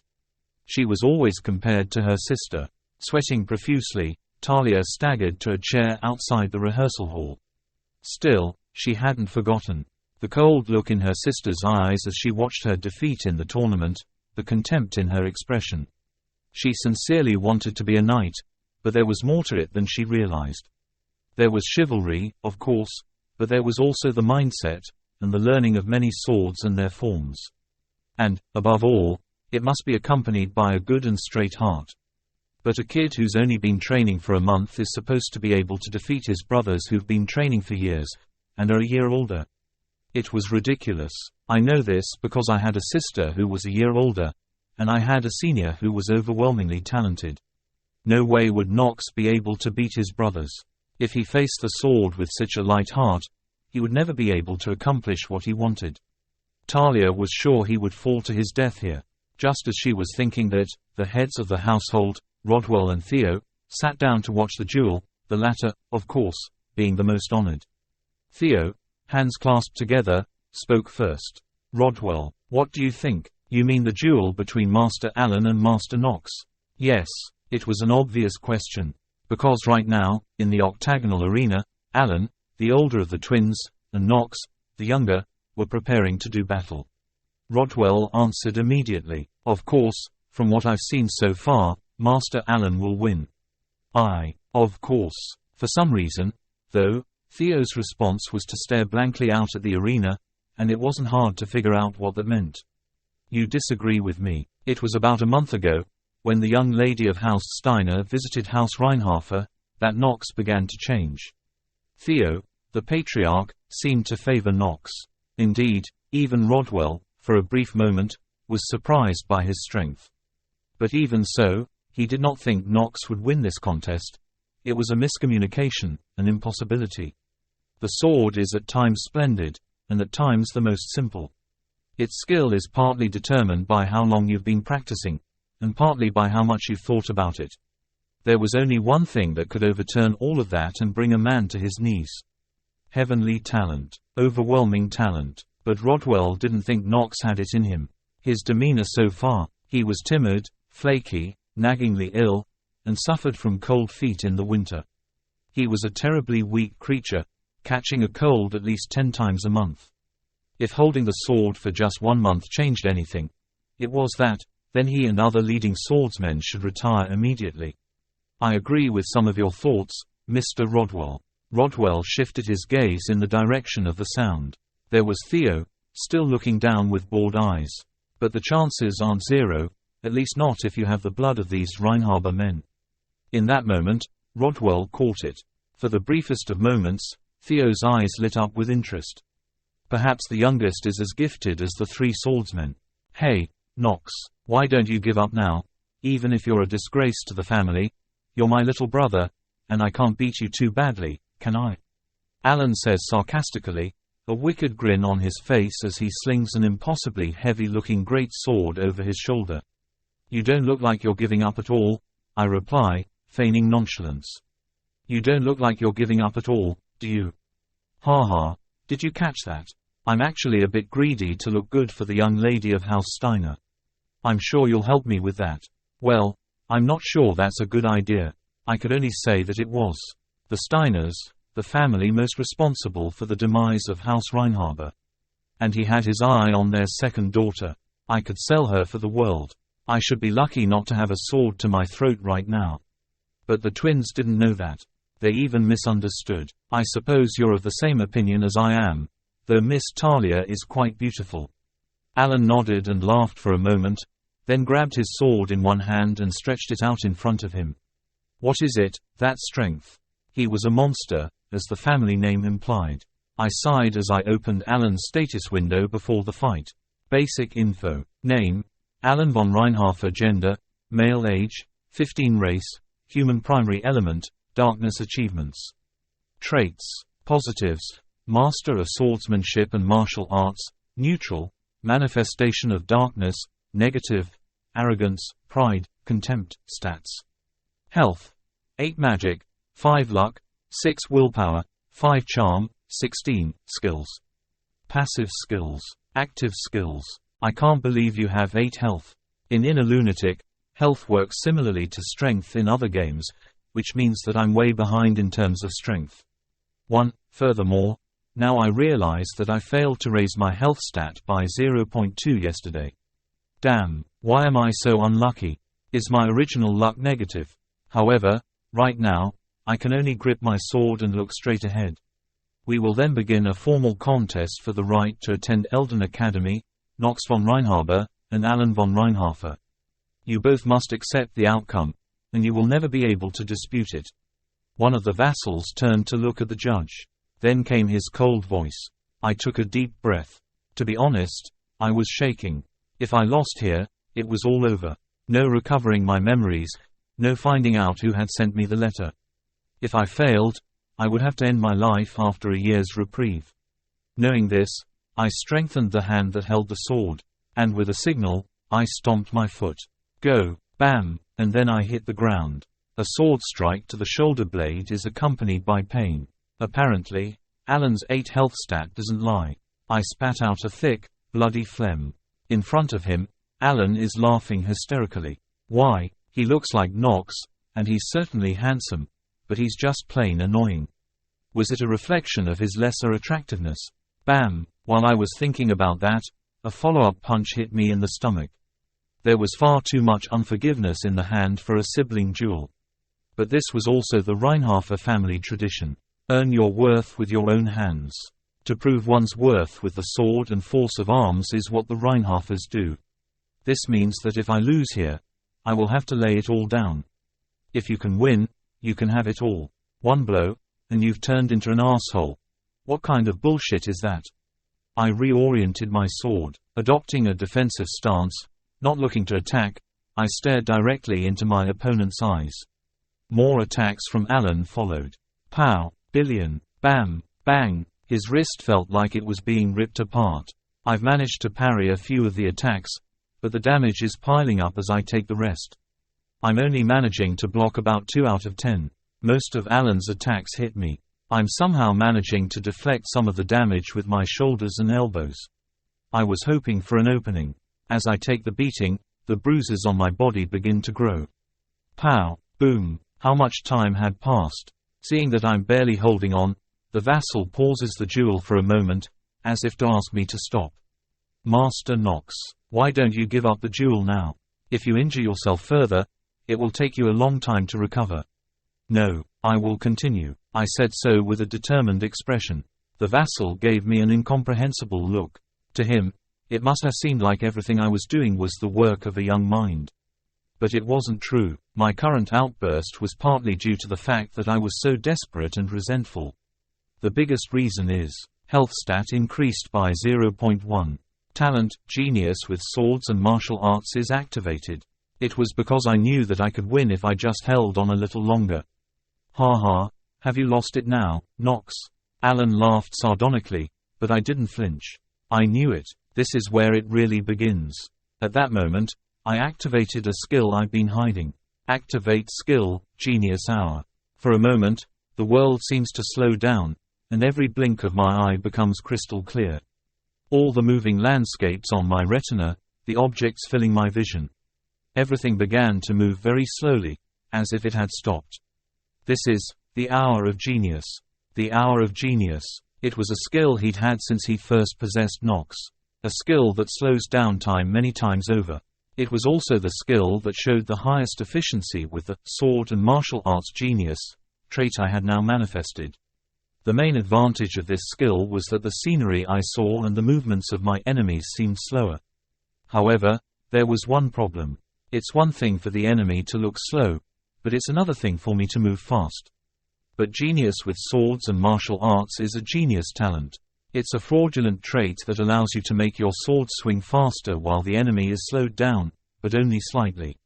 I realized at that moment that this battle would be won or lost here. I felt a faint thrill of pleasure as I watched Alan's sword slowly rush toward me. And then, Che-ang, I had parried his blade perfectly for the first time. I had heard it said somewhere, geniuses and prodigies live in different times. Chapter 6. Pathetic. Theo's face was a deep shade of gray as he sat at the head of the table. It was the result of disappointment in my youngest son. Nox had assured him at a previous meal that he could beat his twin brothers. But he hadn't been able to keep his word. The youngest, despite his pleas, had failed to keep his word. Theo couldn't hide his disappointment. He'd hoped for a change in demeanor. In the end, was this for the best? Alan and Hearts. They're good enough, but they're not jade stones. The first pales in comparison to Garen. Garen was his first son, the most gifted of all, even in the genius-infested house of Reinharber. Next to Theo, he dared to be called the most skilled with a sword. If all else fails, he is the one who will wield both the family and clan swords. One of the geniuses of the century. Anyway, Theo believes that even his brilliant first son has fallen short of his expectations. How could he expect the twins to be anything less? Alan and Hartz are of equal skill. And when it comes to swordsmanship and innate talent, it's hard to compare them to other geniuses. Because Theo von Reinharber was fooled by the youngest's determination. He saw hope in those determined eyes that he could defeat his brothers, and he was confronted with a cold belligerence that burned in his hardened heart. Theo thought, if Nox was truly awakened, he might one day grow up to learn his own arcane swordsmanship, the supreme black sword. He was the son of the patriarch of House Reinharber, not someone else. Overnight enlightenment, or a breakthrough, was a surprisingly common occurrence. But in the end, he couldn't help but click his tongue at the miserable state of his youngest. The supreme black sword. What the hell was that? To lay all things underfoot, to crush them into overwhelming nothingness. Isn't that what a black sword is for? To bring an opponent to their knees. All that defensiveness, and the blue bruises that can't be washed away. There's no point in going any further. With that, Theo was about to stand up. HMPH. Suddenly, a strange air current began to flow through the octagonal smoke field. Theo's movements paused for a moment. It was an instinctive sensation. You're different, Rodwell said out of the blue, looking at him. Theo considered for a moment, then gave a small nod. Perhaps he has something up his sleeve. Worth keeping an eye on. With that thought, he sat back down.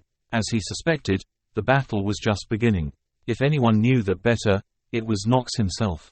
Genius and prodigy live in different times. A phrase that has now become an idiom, perhaps a reflection on the limits of innate talent. It's also a tribute to those who are gifted. I honestly don't know how great it is, or how much power geniuses have. But if this unfamiliar sensation I'm feeling right now is a time that only geniuses live in, I have no reason not to capitalize on this moment. Fortunately, my health stats have risen just as I expected, though I wish they had risen a little faster. This is Inner Lunatic, after all, with its extreme difficulty. You might be wondering why your health stats are up now. But it's surprisingly simple. Inner Lunatic, like many games, gives the protagonist room to grow in the worst of situations. It's meant to be dramatic. The same was true here. Health stats. This is programmed to increase by 0.1 immediately, only once, when you're pushed to the limit. It's programmed to go up 0.1 immediately. I had already anticipated that this fight would expose my current limitations to my twin brothers, pushing me to the very edge of my limits. It's no wonder they have such a huge disparity in stats to begin with. That said, it does feel a little weird, an unknown feeling of exaltation. I could feel it filling my entire body as the skill activated. It was not something to be taken lightly. This was a scene that had only been captured in scripts and short videos in the past. I've had countless experiences using Genius Hour while playing Inner Lunatic, but this was the first time I'd ever seen it come to life before my eyes. Since the game became a reality, I felt my heart pounding the loudest. I've said it before, I'm a gamer through and through. So even in this moment, where even the smallest mistake was unacceptable, I found myself thinking, this is fun. What the? Alan, sensing the change in my momentum, stumbled backwards. But he's still just a kid who's not quite there yet. He's only a year older than Nox. He doesn't realize how strong he is now, or how strong I am. They say you only see what you know. Any other peak adept would recognize how phenomenal the energy I'm exuding right now is. At the very least, I've managed to more than triple my health stat in one fell swoop with the triggering of a skill, which, in layman's terms, means I'm up to around 12 health, which is more than Alan's 8. The implications of this are clear. Now, the unlucky twin is no match for me. Also, Alan would be defeated by me. I smirked, but my mind was spinning. Even so, I can't let my guard down. The skill only lasts for 5 minutes at most. I have to do something in that time. The next moment, I thought, 5 minutes. 5 minutes. Can I win against both Alan in front of me and Hartz afterward while the time of genius lasts? Absolutely not. There's simply not enough time. Then, There's only one thing to do. I've been putting up with you all this time, but I'm getting bored, brothers. Talent, master of acting, activates. I borrowed the power of the trait and said, looking at Alan and Hearts alternately.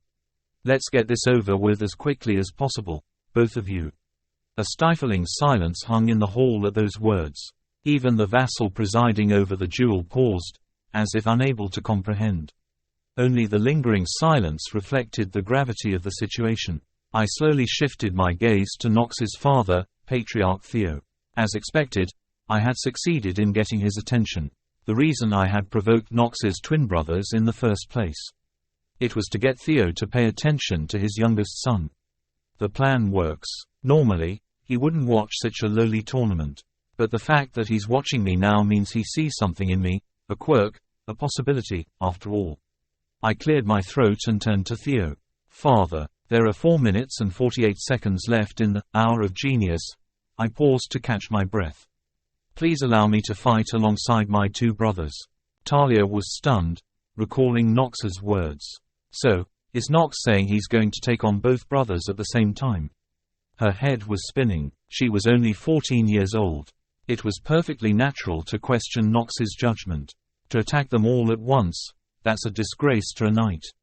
You're no match for me, so I'll take care of you all at once.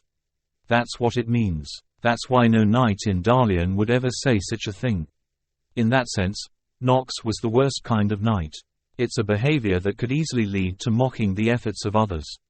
It's rash, and if you lose there, you have a lot to lose. It's more than just being made fun of. What the hell were you thinking? At that moment, Talia looked into a pair of lavender eyes. The faint gleam from Nox's unwavering eyes, and the patriarch's at the end of that gaze. She saw Theo's cold face. The subtle tension between them made Talia swallow hard. Then she heard Theo's stern voice. I grant you permission to fight 2 against 1. My lord. Rodwell's voice came from his seat beside Theo. He was concerned for Nox's safety. N0V3LB1N was the first platform to present this chapter. He'd heard he'd been training hard lately, but, after all, he is the worst blight on House Reinharber. If he struck out here and now, and caused a scar that couldn't be washed away, he might have to live with it for the rest of his life. Father, the backlash from the 2 brothers was just as bad. But Theo's expression didn't change. Rodwell and the twins could say no more. In Reinharber Street, the word of the soon-to-be lord is as good as the word of the emperor. As such, there was no one who could challenge his words. Then I will change the rules. The vassal immediately changed the rules at Theo's words.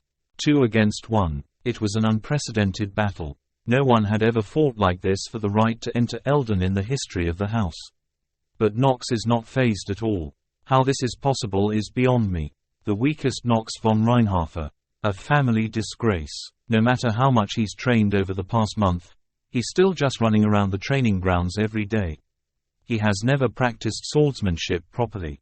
He had even offered to teach himself to use a sword, but to no avail. He rejected the vassal's offer, saying, "It's my job, I'll take care of it, and I don't know what I'm going to do with this frail body to hold a sword." He wasn't wrong. Nox was naturally weak, and physical training was essential to improving that. But if you ask me if that alone is enough to win a sword fight, I would say no. Unless your natural talent is overwhelming, it won't be easy. And even then, it would be impossible without overwhelming talent, not just exceptional, but overwhelming. This was something the vassal was well aware of. I, too, felt the wall of talent and stopped learning the sword in depth. It can't be helped. Some people are born with overwhelming talent simply because they are descended from a family. Some are simply gifted. It doesn't matter if you're a commoner or a noble. The vassal remembered the time when he had laid down his sword and decided to go no further. It was a shameful decision for a knight, but it was also the sweetest. He didn't have to be broken anymore. He knew it well. Talent comes in the form of a blessing to some and the height of absurdity to others. To break people down and build them back up again. That was talent. But what of Nox? The skill with which he parried the sword earlier. It was not that of a man who believed in his gift. It was not that of a man who blindly believed in his talent. It was something he could not comprehend. Cha-ang, Cha-ang. Allen and Hart's. Sparks flew from the tips of their swords. But Nox is not fazed at all. He is smiling. How could the youngest, the sickly, the disgrace of the family, have such a look on his face? Could it be that, until now, he had merely not allowed his talents to blossom? The vassal had now forgotten about mediating the battle and could only watch, completely mesmerized by the young boy's swordsmanship. Time of Genius has 132 seconds left in its duration. The effect of Genius of Sword and Martial Arts will increase the proficiency of Dark House subordinate swordsmanship.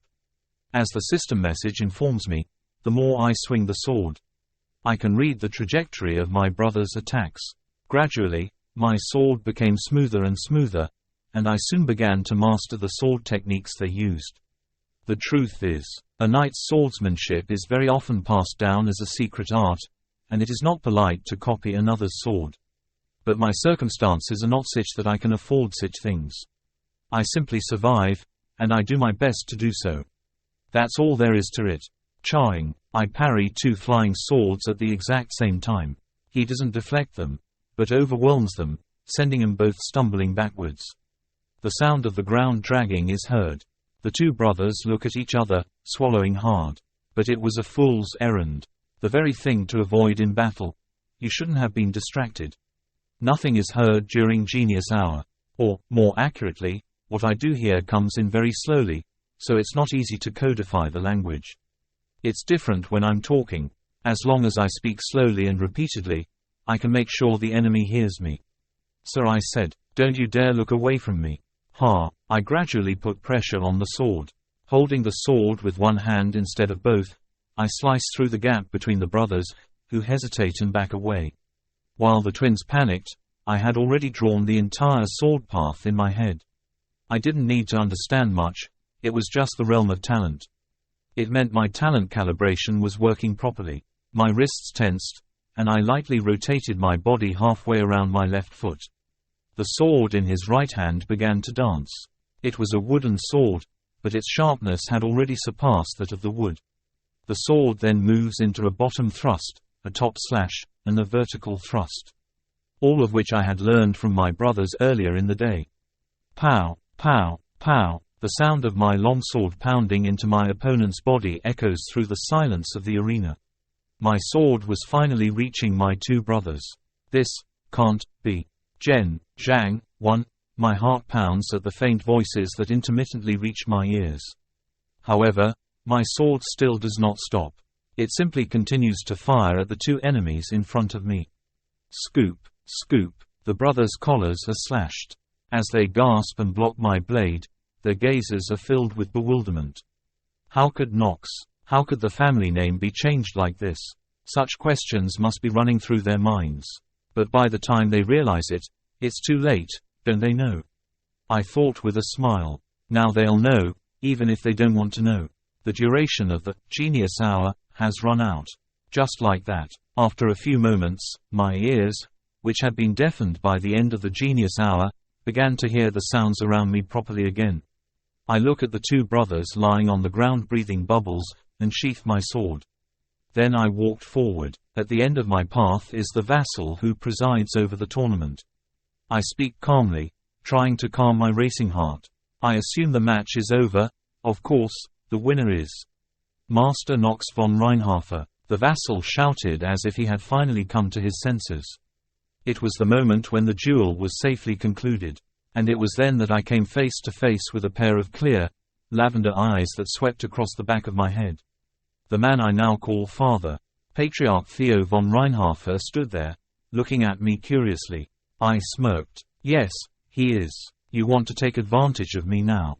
But if you're going to use me, I will use this family, too. And, at the end of the day, I will build my power elsewhere, and when the house is destroyed, I will seek my memories. It's a bit shallow, but it's my goal.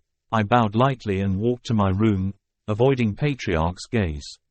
For some reason, none of the servants were talking about me as much as before.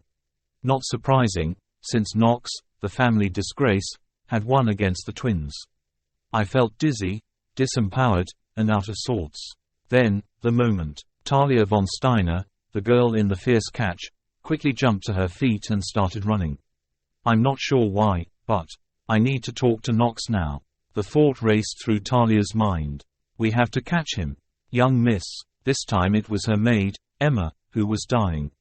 Chapter 7. Oh, damn. The garden, barely out of the arena. I'm cursing and holding my knees. How did I end up like this? The reason is simple. I overlooked the recoil of the time of genius. Shit. A nauseous feeling rises in my stomach, and I feel like I'm going to lose it any minute. A burning sensation travels up my esophagus, and I can feel it regurgitating. And it doesn't stop at the vomit line. Was that blood? Fuck. I clench my fist tightly, looking at the sticky mess in my other hand. The sensation of coughing up hot blood was hard to take, even for someone so accustomed to pain. Looks like you're a little overdue. Genius time. While it was praised with all sorts of platitudes in the previous duel, it had one major flaw. When you time yourself out, you're stuck with the recoil debuff.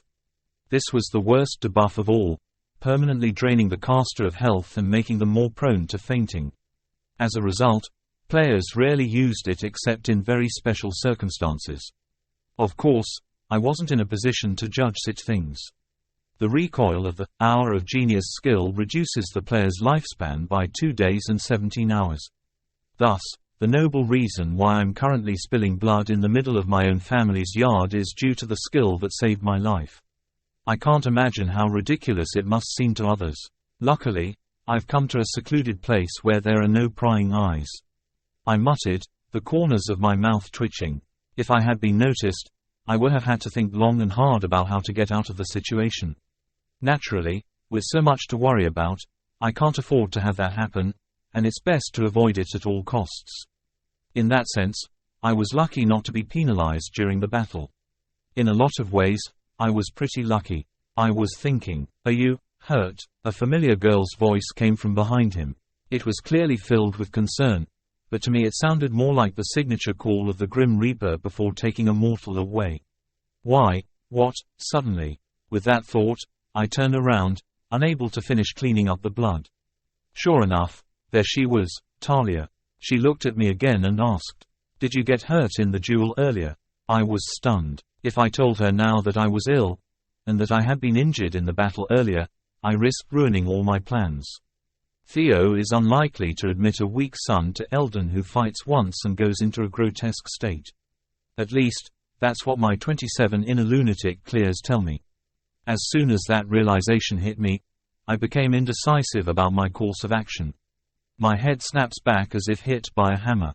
What comes out of that tiny mouthful could determine my future. A cold sweat trickles down my face. Yuck. As Talia begins to speak, a spitball is swallowed into my esophagus, along with a drop of blood. My uneasy gaze turns to the girl who got caught. But, the words that come out of her mouth are somehow not at all what I expected. To win a battle against your brothers with such a mangled body. I must have misunderstood you. You are a true example of a knight. What? I blurted out, dumbfounded. Talia, the second daughter of the Steiner family. Her favorite fairy tale was about Celsus, one of the 3 great sword emperors of the world, now a recluse. One of the 3 swordsmen of the continent, he is known for his reclusive lifestyle and refusal to reveal his true identity. A follower of Baal, he was known for his revolutionary work in sealing Paimon, the 9th demon. He lives a quiet life, only to emerge whenever the world is in danger. In short, he was the light of the continent. He was a true example of a knight.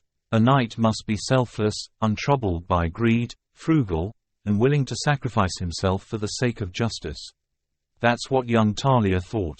And then, in her eyes, Nox appeared. A moment ago, he had continued to excel under his brother's swordsmanship. Not only had he recognized the twins' attacks in combat, but he had copied them, and at the last moment, he had won. This was no easy feat. At first, it was clear that Nox was being outplayed. It's not like he was hiding his strength.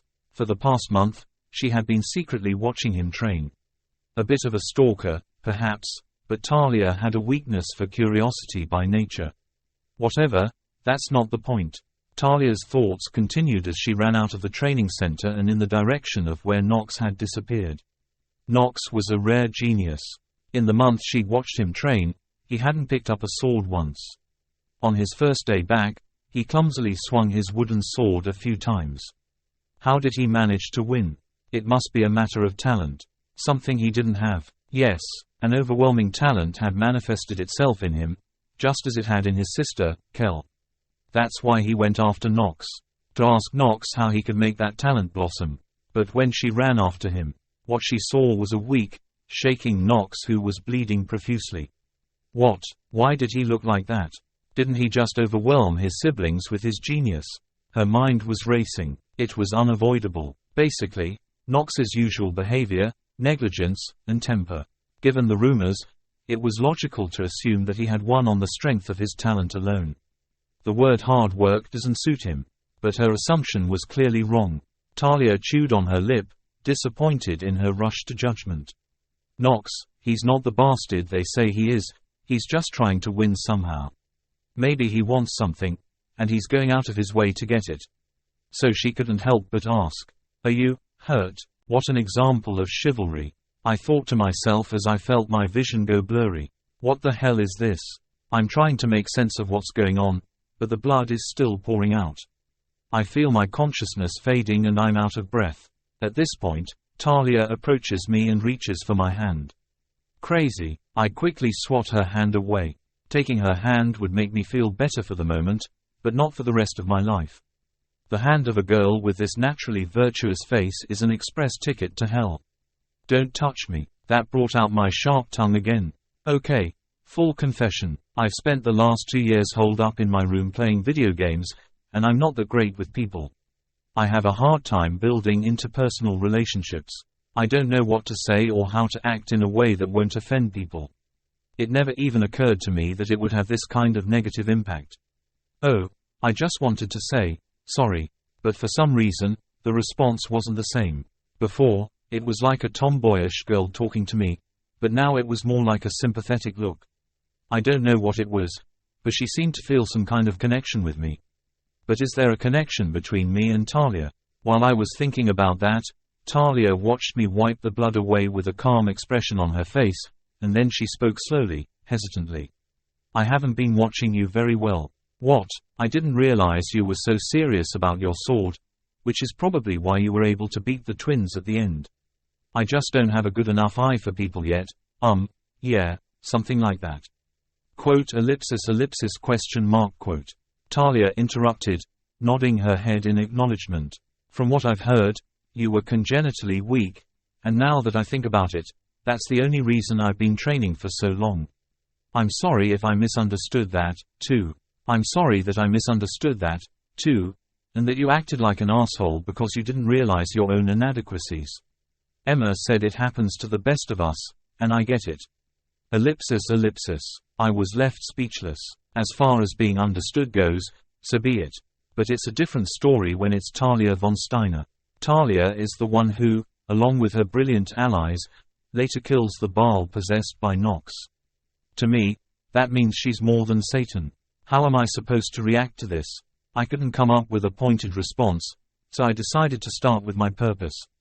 If that's what you think, I'd appreciate it if you wouldn't tell anyone that I'm bleeding. No, of course not. Talia shook her head vigorously and looked at Nox, her fists clenched tightly. She looked like a spy with secret instructions. She muttered to herself in a small voice, "So you're going to pay back the family that ignored you with your skills." She gave up trying to understand. She was starting to get the wrong idea about me anyway, and I knew I was going to get in trouble for trying to correct her. Having given up, I could now look at her calmly, nodding my head. It's Talia, a child with chivalrous traits, but the scion of a stiff-necked, prestigious duke. It's never easy for her to admit her mistakes to others. She's as sincere as I saw her in the game.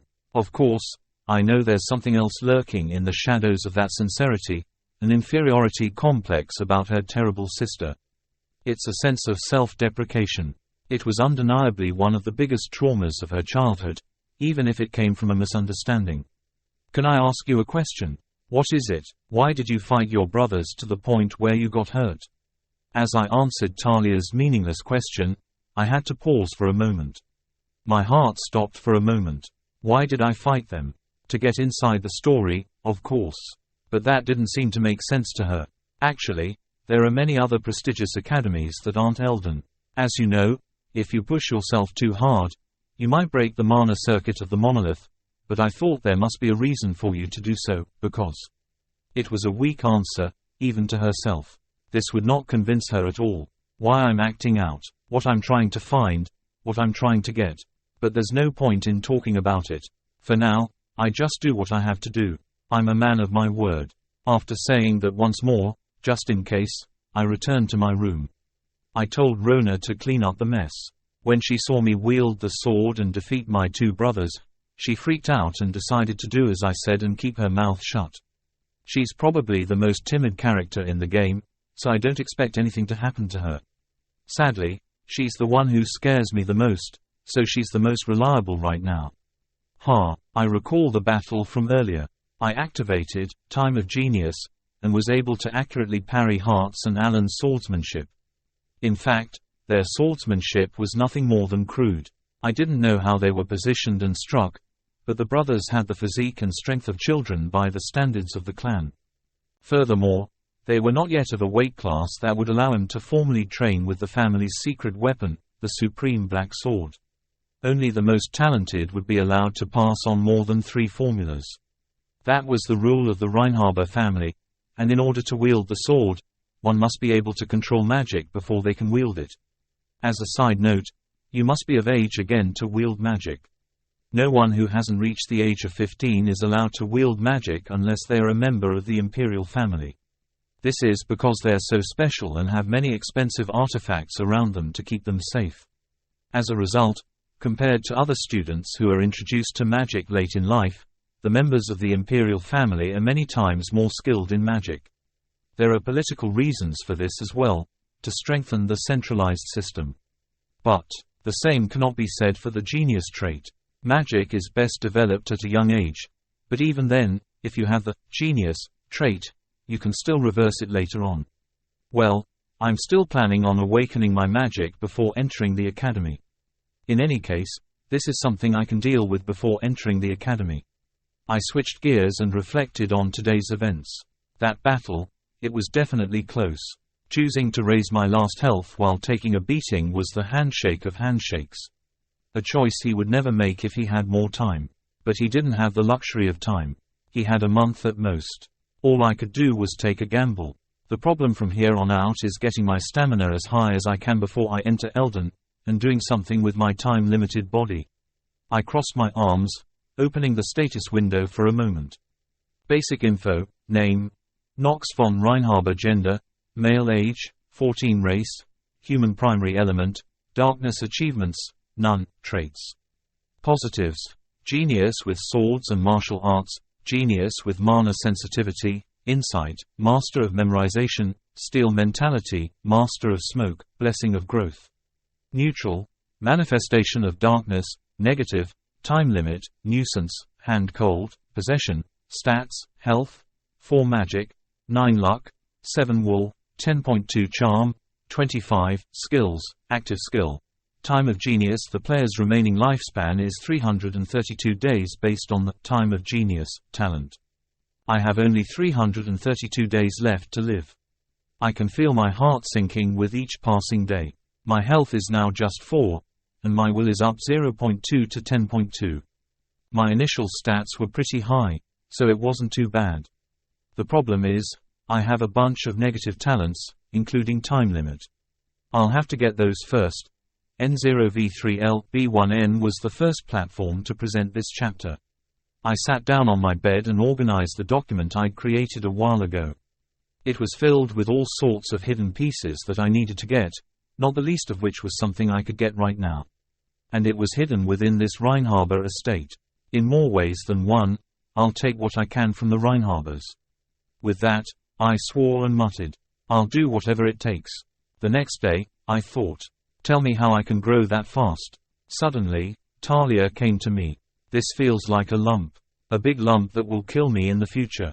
Chapter 8. I guess my hopes were not in vain. House of Reinharber. The corner of Theo von Reinharber's mouth lifted ever so slightly as he spoke. It was such a small change that if you weren't paying attention to his usual expression, you'd never notice it. Rodwell, the head butler, could do nothing but listen to him. For a moment, the outcome of the duel had gone exactly the opposite of what he had expected. It was a surprising result for Rodwell, who had anticipated Nox's outbursts, wondering how many he could withstand. Nox won, and he did it against both of his twins at the same time. It's hard to comprehend, but it happened right before his eyes. It's hard not to believe. How did you see it?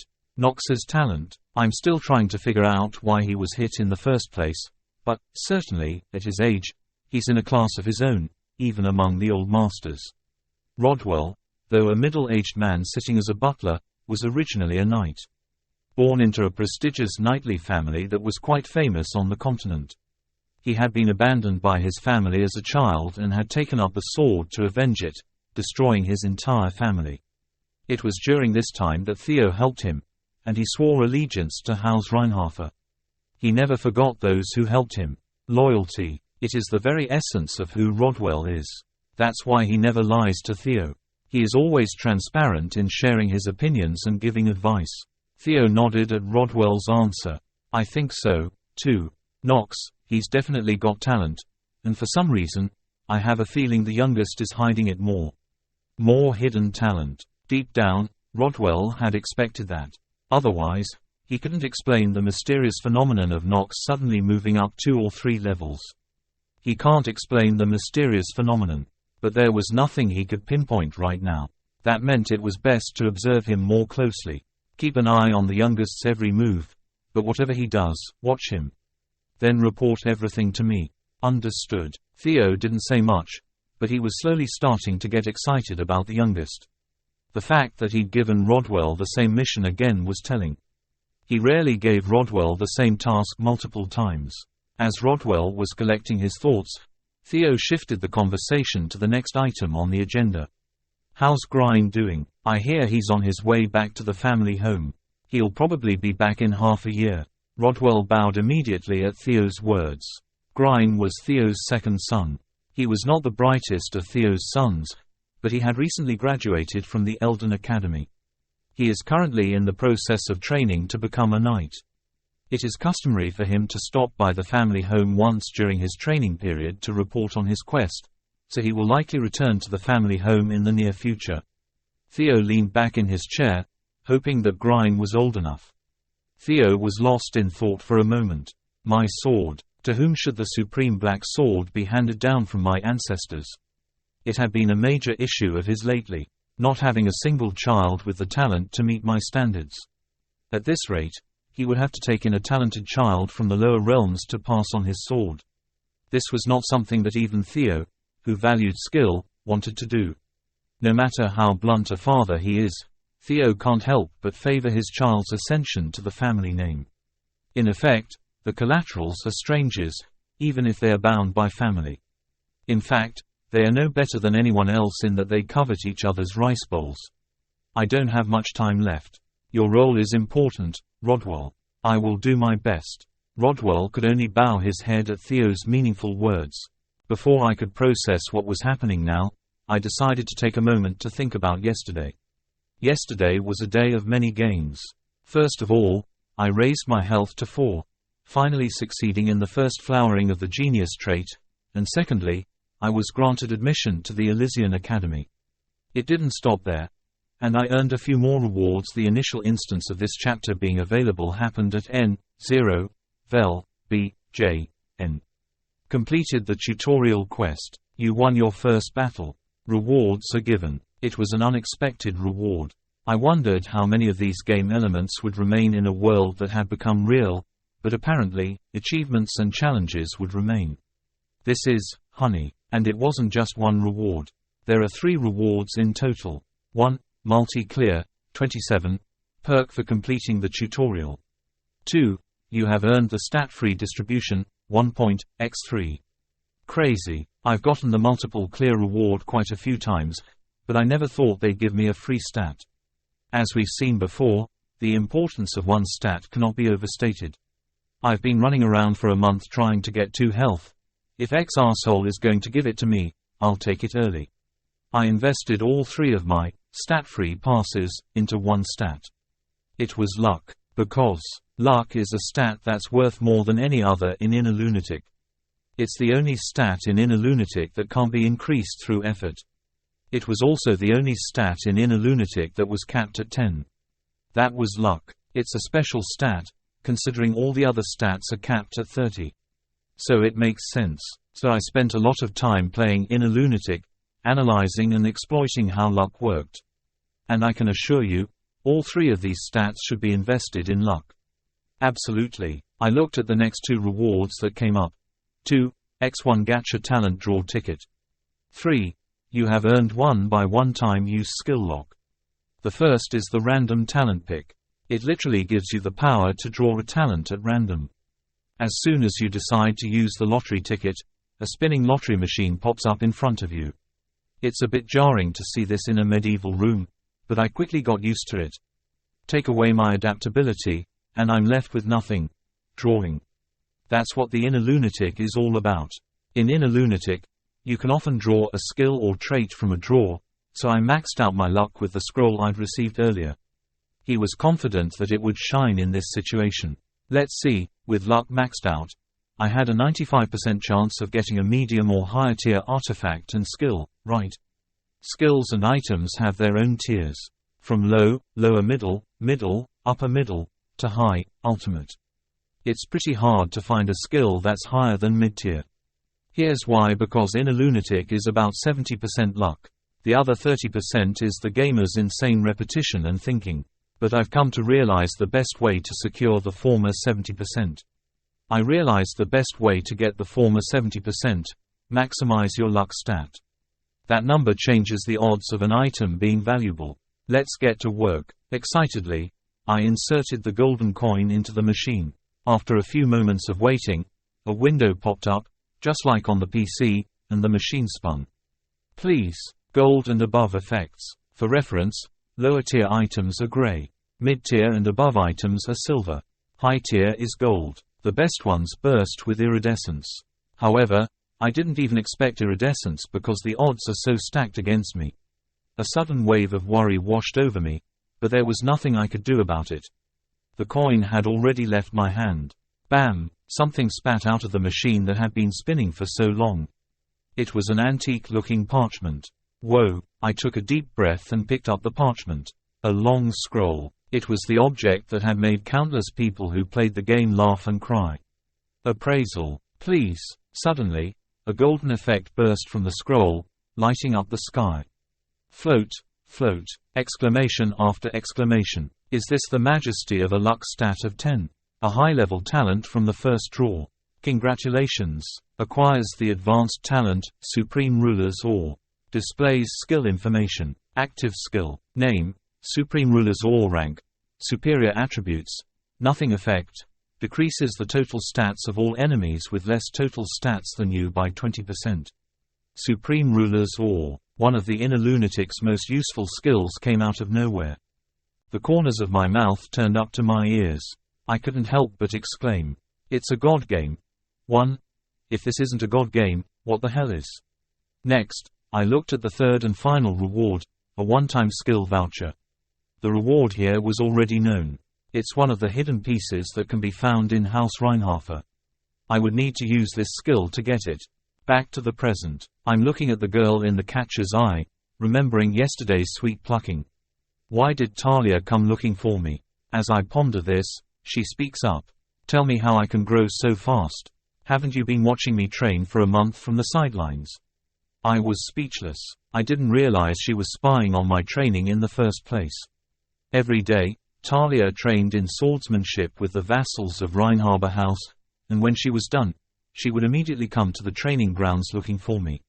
And then she stares at him with an evil eye. 2. Will this guy really be as good as he claims to be? She looks at me like I have some kind of secret. But it's unfair. I was just running like crazy to get it to bloom, trusting in the genius trait. I borrowed a bit of artifact power, but it wasn't enough to upset the balance. This means that whatever this talented kid is telling me is a deception. I couldn't help but use another sharp tone. Think about your talent before you ask me something like that. With that, I quickly walked away and out of her sight. Talia was important right now, but I had to think of the other side. I had a whopping 331 days left to live. Shit. With each passing day, the smile fades from my face and dark circles settle beneath my lavender eyes. I don't know if I need to explain this to you, but I'll say it anyway. Because I don't want to die. Because I don't want to die. I have to live somehow. I walked down the long hallway, repeating that to myself. Then I heard the bustle of many maids and butlers. Did you hear? Master Nox won his duel with Master Hearts and Master Allen yesterday.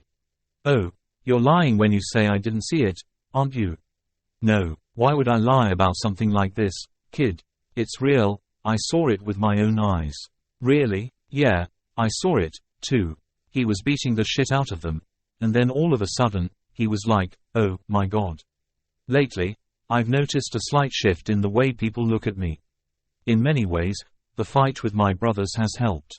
But, wow, I thought you were just a lazy, talentless bastard, but you're actually quite powerful. The guys who talked about me behind my back was still there. Perfect. By the way, the maid who spoke at the end was Rona, and she was sourly dissing me as if she was desperate to get even with me. I managed to catch her in the act right behind me.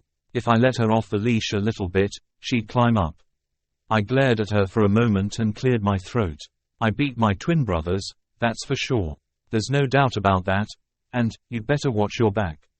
Yeah, she replied, running a hand through her hair, having just received a slap on the forehead. She looks a little ragged, but subtly avoids my gaze, apparently scared to death. Especially you, Rona, and I won't forgive you for one more slap. HMPH. Yep, got it, I purposely told her with cold sarcasm. I had only recently realized that this scumbag had to be reined in with a hawk. And so, a few days passed. As a result, I decided to put my plans for life extension on hold. There were a few reasons, the two biggest of which were as follows. First, Talia has been following me around and bothering me for days. She seemed to think she was following me, but it was impossible for me to hide my every move. He's still a 14-year-old kid. Even though 15 is considered an adult in this world, in my eyes, you're still a kid. Anyway, the last thing I wanted was to show her, who might kill me, how I got the hidden piece. So I had to move more cautiously than usual. Secondly, Yoo von Reinharber, the head of the family, had suddenly found me. Not just me, but my two other brothers. The twins, Hearts and Allen, were also summoned to the same place. In that moment, I was certain. A new skill I'd acquired through a one-time skill confirmation. The time had finally come to use it to get the hidden piece. He. I hear the cries of wild foals. That's right, this is the stable. Chapter 9. The place where Theo summoned me was as expected. The stables. The stables of the Reinharber family, one of the top 3 stables on the continent for raising fine horses. Here we are. As I walked in, I saw brothers Hearts and Allen, their bodies covered in painful bruises from the beating they took from me a few days ago. Maybe I should have been a little more forceful. You stupid bastards. Even as I thought that, I nonchalantly shifted my gaze to the patriarch. Patriarch. I was the first to bow my head slightly in greeting, and my brothers followed suit. Theo nodded, then broke off, glancing briefly at the foals behind him. I suppose you already know why I called you here. I replied nonchalantly. Of course. From now on, you will choose a horse that will accompany you for the rest of your lives. Horses. It was the most sacred animal in all of Reinharber, let alone the entire continent.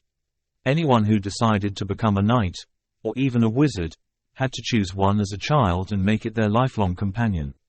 That was what horses were in the inner Lunatic. Horsemanship is taught separately at the Elden Academy, and there are a lot of big battles in the later stages of the game. The horse you choose is naturally important. Plus, if a horse dies, you have to raise it from scratch. Inner Lunatic is a very realistic game. Magic and swordsmanship are not universal, and spatial traveling magic is too expensive to be commercialized. However, depending on the breed of horse, it is possible to travel a distance that would otherwise take 3 days or more in a single day. In many ways, this moment is crucial for later gameplay. Now, then, the winner of the duel, Nox von Reinharber. You may choose your horse. You have one chance. I controlled my expression and stared at the multitude of foals behind me. Their coats were glistening, their eyes darting around the area with a piercing intensity.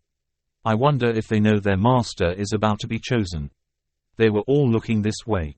But I had already decided what I wanted to say from the beginning. There you are. Also, for some reason, he was making eye contact with me. I looked at the horse in front of me. I walked nonchalantly past all the horses in front of me that looked like they had good pedigrees, and toward the one that was looking at me. When we made eye contact, he gave a small whinny and didn't look away for a long time. It was as if he already knew what I was going to do next. But as I walked, Theo and his twin brother just stared at the back of my head in disbelief. The reason was simple. The horse was within my reach, staring at me. He was a horse on the verge of being put down, destined for death. At least in its now state. I thought for a moment. House Reinharber. It's not hard to imagine that the villainous family, considered the worst of the worst, would have a pretty good hidden piece. As gamers are wont to do, they knock on every stone bridge they pass. They're the kind of people who look for every little groove in a wall to see if there's something hidden in there. If you're one of those people, it's only natural that you'd want to take on a variety of challenges. That goes for me too. I'll decide with this one. I'll give you another chance. Theo's brow furrowed. At first glance, he looked very disappointed. I guess I didn't make the right choice. Well, it's not surprising. It must be disappointing to be given the first chance to choose a horse, and then to choose one that, by all appearances, is about to die. Of course, it would have been his choice to pick a horse that he could use right away, one that would be the most efficient. But I didn't, hence, the look of outright displeasure on his face. Actually, it's a kindness. Giving me a second chance. I've never heard Theo say anything like that in all the years I've played the game. Theo was a blunt individual man. A third-ranked swordsman on the continent, he had a reputation for being cold. As such, he didn't give second chances. I don't know, but I'm guessing it's because Nox has high hopes for me. What he saw in Dalian. He must have seen the potential there. Theo must have thought. His youngest son, after all, hadn't been able to overcome his inherent weakness and fragility. Maybe that's why he chose that weak horse, the one who looked him in the eye, despite his weakness. But, regardless of his thoughts, I realized once and for all that this horse was a masterpiece.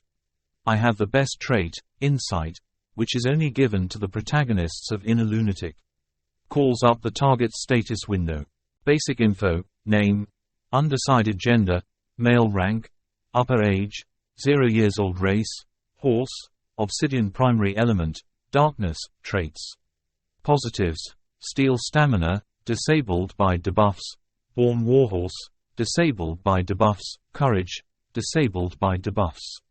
Neutral, single-mindedness, negative, predestined death, asterisk, predestined death, talent is in effect.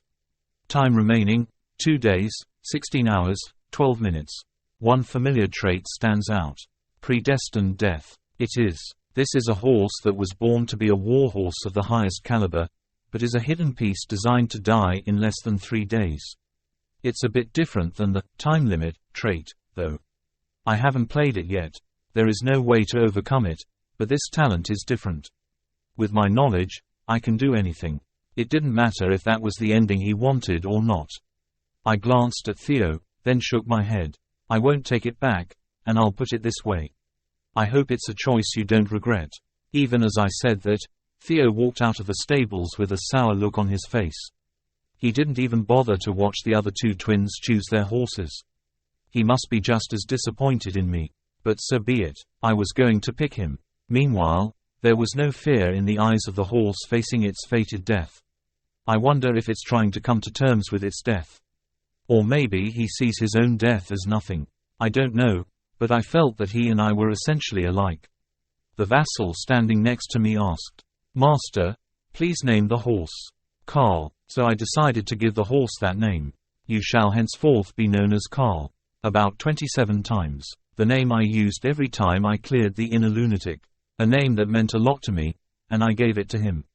Just as I struggle, hoping that you, too, would fight to stay alive. I could hear my brothers sneering, insulting voices in my head. Of course, their judgment would be overturned in just a few days.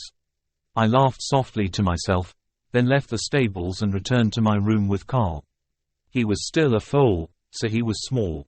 So far, it was fine to keep it in the room. Besides, if it got dirty, I could just have Rona clean it up.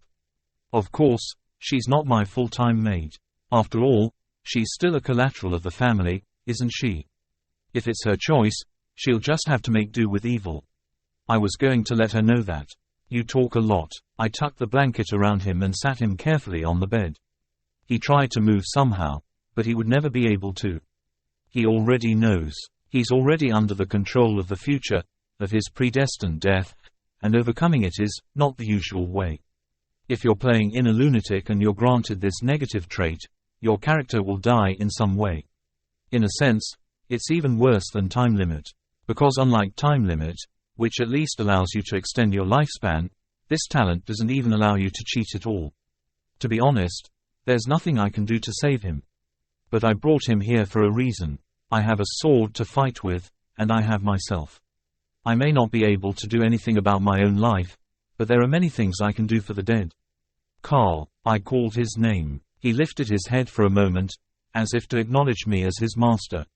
His eyes still held the same blank emptiness, and a calm, burning will to live. I wondered if those two emotions could coexist. I could see in his eyes that they could. Rona. Quote, ellipsis, ellipsis, dot quote. I know you're out there.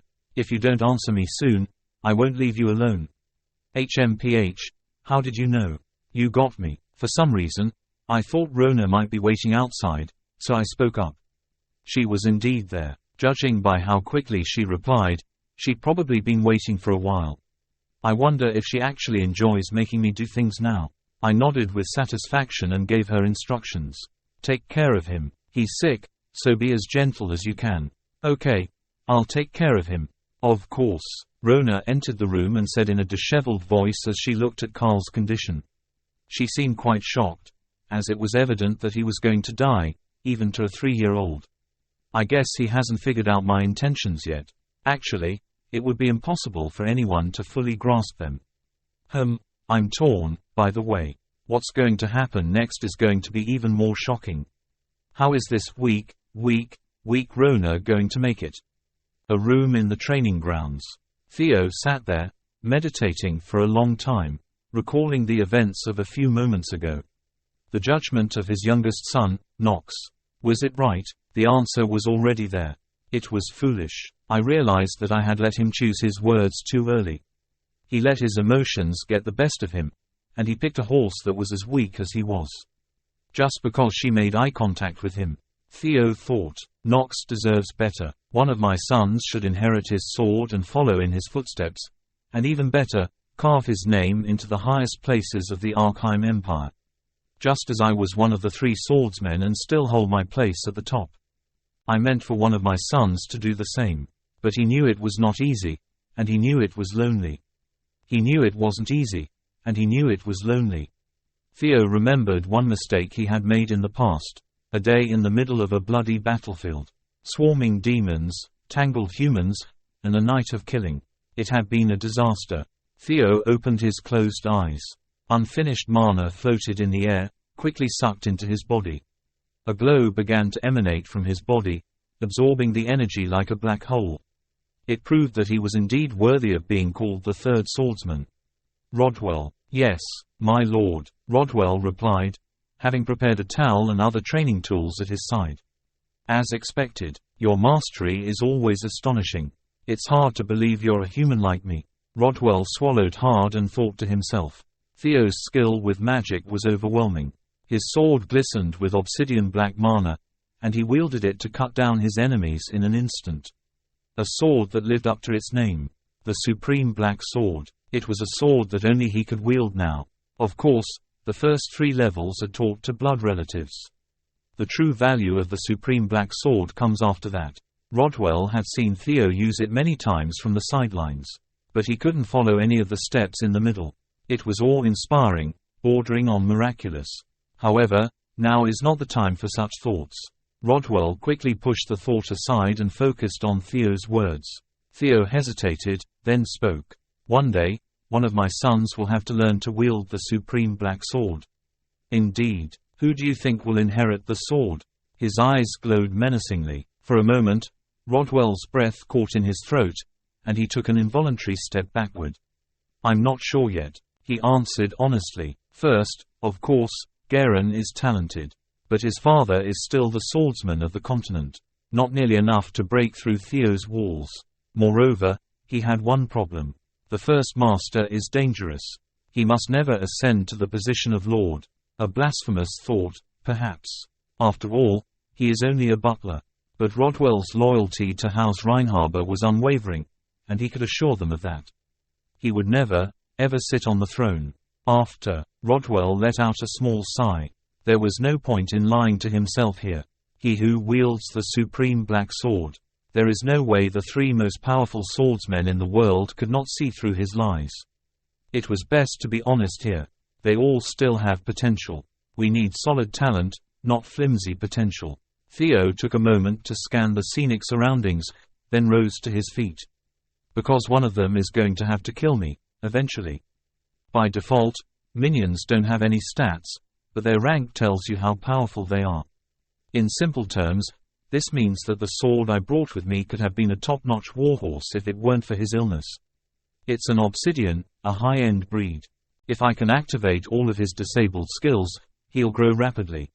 What's more, since it's the default system in Inner Lunatic for pets to increase in rank by at least one afterward, he could be promoted to at least superlative. He's not exactly the kind of hidden piece you'd expect to get at the start of the game. Technically, he's not fully unlocked yet. The sword. After 3 days. The present. I am facing the cold, dead body of Carl. Rona, who has been taking care of him with me for a while now, is already wiping the tears from her eyes. HMPH. I knew it was going to be like this from the beginning. Carl can't be saved. There is not a single way to save him in the Inner Lunatic. But I do know one other way to enjoy the battlefield with him. And it will take me to a better place. Carl. It would give him a little more freedom. Stop crying, it's distracting me. Breathe. But Master. Carl. Rona had always been a bit of a rumor monger, but seeing her crying over Carl's death made me feel a little bad for her. Yes, I realize that Nox must have committed a great sin in his previous life, and that's why she doesn't trust me. So I decided to speak to her a little warmer this time. Don't worry, Carl is dead, but he will be by my side again. What? Are you crazy? I never thought I would hear those words to my face. I hastily reversed my earlier plan to warm up to her, and turned back to being an evil bastard. Step back. At that moment, I pulled out a scroll that I had purposely kept on my desk and laid it on the floor. I then began to slowly pour my magic power into it. Geeing. Needless to say, it didn't go well. I haven't yet met the flowering conditions for the mana sensitivity genius talent, so my magical level isn't very high. Just a waterfall of mana. That was all I could do. Whoa, I have to concentrate. I can't make a mistake. I could feel the tenuous energy of life, pulsating with blackness. It was a strange experience. In this world, I've never properly handled magic before. There's an imperial law that says you can't handle it before you're of age, so I can't help it. But I'm broken, and I plan to ignore that law lightly. Controlling the force is paramount to this plan. Rona hesitated, seemingly embarrassed by my behavior. Master, that scroll is. Moreover, mana, are you using magic power? If you make any noise, Carl will die a second time. Because of you. HMPH. She immediately shut up. This kind of reaction wasn't something she'd go around gossiping about. After all, even when she'd spit up blood in the past and left it to be cleaned up, it hadn't caused much of a stir. Besides, there's a reason I kept her around. I need to live. What I'm about to scroll through is a type of black magic. As you might have guessed from the foul odor of the name, it's incredibly difficult and dangerous. What if I make a mistake and fall? I'll have her with me as I make my way to the clan elders. A backup, just in case. That's what Rona was for now. Then let's get started. A runic sentence slowly emerges from the enchanted scroll, emitting a blue light. The luminescent blue writing on the parchment's dull paper slowly began to take center stage. Uses: one-time skill confirmation. Acquired the skill, Book of the Dead, Necronomicon, 1 use. You can revive the target, Carl, as an undead. Activate magic. Chapter 10. Ts. Dursty, you have used the skill, one-time skill confirmation. Acquired the skill, Book of the Dead, Necronomicon, one use. You can revive the target, Carl, as an undead. Activate magic. Undead in Inner Lunatic have two main characteristics.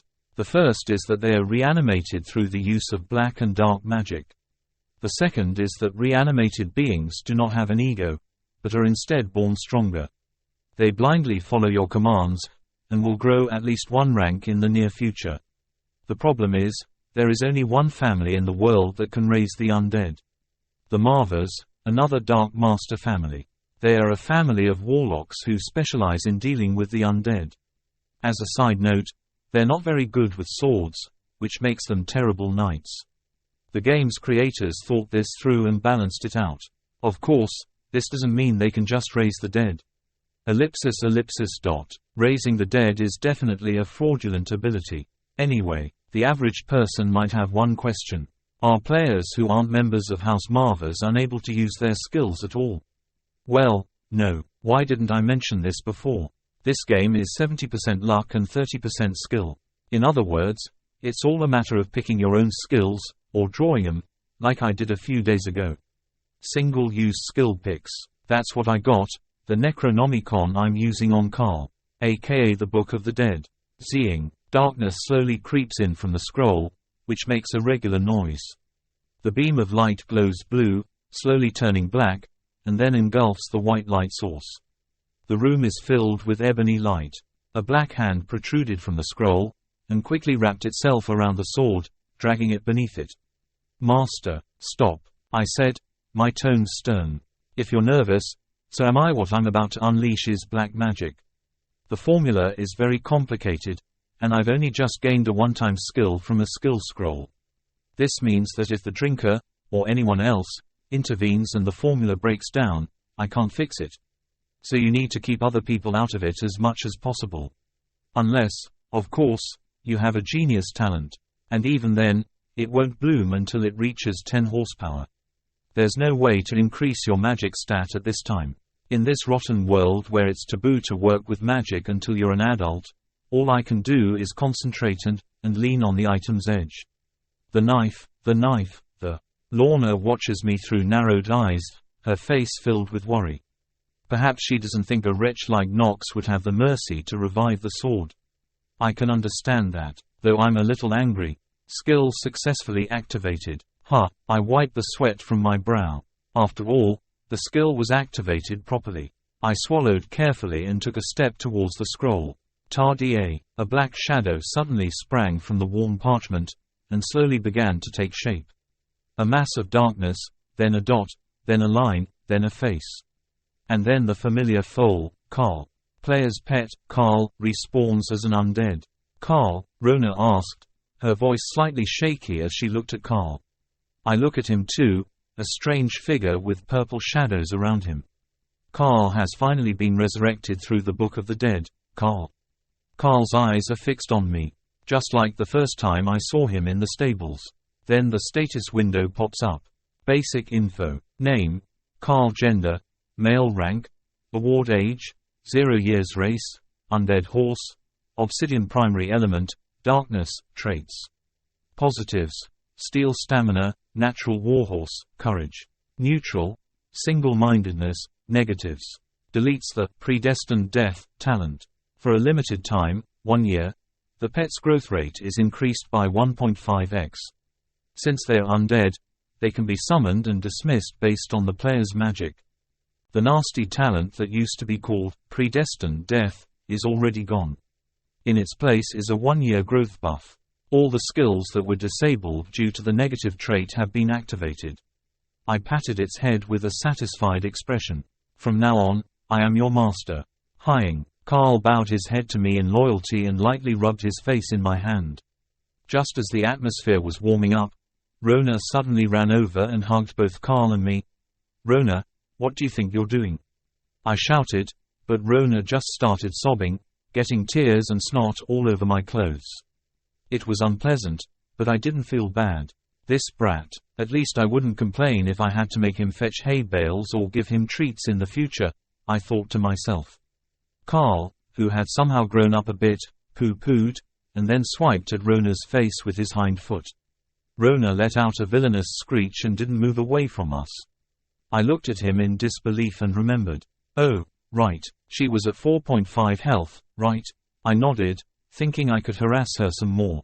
A few days passed. From now on, I would take Carl to the stables to take care of him. He was going to grow up fast. With the buffs he'd received, he'd rise to a pretty high rank as an undead. Furthermore, his breed is obsidian. It means obsidian, and in this world, only the Reinharber family can raise obsidian horses. Even then, only family members can breed them, as the breed is so rare that they are hard to come by. Horses that are difficult to breed and hard to find because of their esteemed breed. That was the obsidian. Perhaps the sword, too, would have fallen into his hands if it weren't for the negative trait. I hate to think that I would have lost him to that dangerous creature. Not that it matters much now. How can that be? That horse should be dead. You'll have to explain why the horse is alive. Nox. As I was returning Carl to his stall, I heard a familiar voice behind me.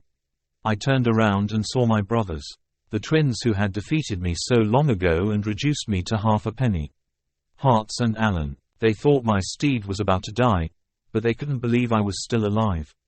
True, it's undead, but its true nature isn't revealed until my powers are fully manifested. It just looks like a normal horse. The twins weren't advanced enough to recognize that I was undead, and they seemed to suspect that I had done something to them. But now I don't have to worry about them. The reason is simple. People remember what's been done to them for a very long time. You say that as if you wished my horse were dead, brothers. I see the twins pause at my cold mockery. They must have been stung by the previous blow. After all, if someone or something has no manners, you start by beating them. Cancer. That's right. While I was thinking about that, Hartz shouted in a trembling voice. You tricked us. You must have brought the horse from somewhere else. That's right, you tricked us. The initial instance of this chapter being available happened at N0, Vel, B, J, N. And if I had done so, would you have let me off the hook? I see you still can't answer. It's not hard for me to deal with a weakling like this verbally. After all, I've seen their behavior in the game too many times. All you have to do is pick the right offense. And if they lunge at you, you can rip something off. If it's not that, then your father favors you. You insult the patriarch. It seems that the older brothers have 2 lives. You bastard. Alan clenched his fists as if he couldn't take it anymore. He was overcome with fear, but he was no threat to me. I stomped my foot and knocked him over, grateful for my brother's woeful intelligence to fall for such a flimsy provocation. Then Alan came running, and I lightly knocked him over as well. I've already learned their swordsmanship and movements once, and now I can pretty much figure out their attack patterns without using skills. The vast difference in physical strength means that I won't lose against them, even if they're frightened and stiffened by me. I cast my gaze over the fallen with a cold expression. Then I calmly chewed the words, one by one, and read them to them. Do you think it was luck that I beat you guys back then? I picked up both brothers and threw them to the ground with a good dose of horse manure. There was a knife there, and he started harassing his brothers with back kicks.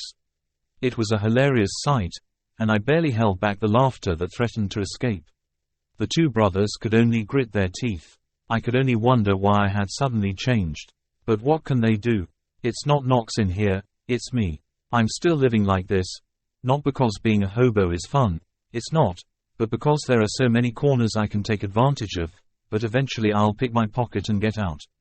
Reinharber, because the only way to survive in this prestigious family is to become an all. Butler, Mr. Rodwell's office. Brothers Alan and Hartz, their faces puffy, are arguing with Rodwell.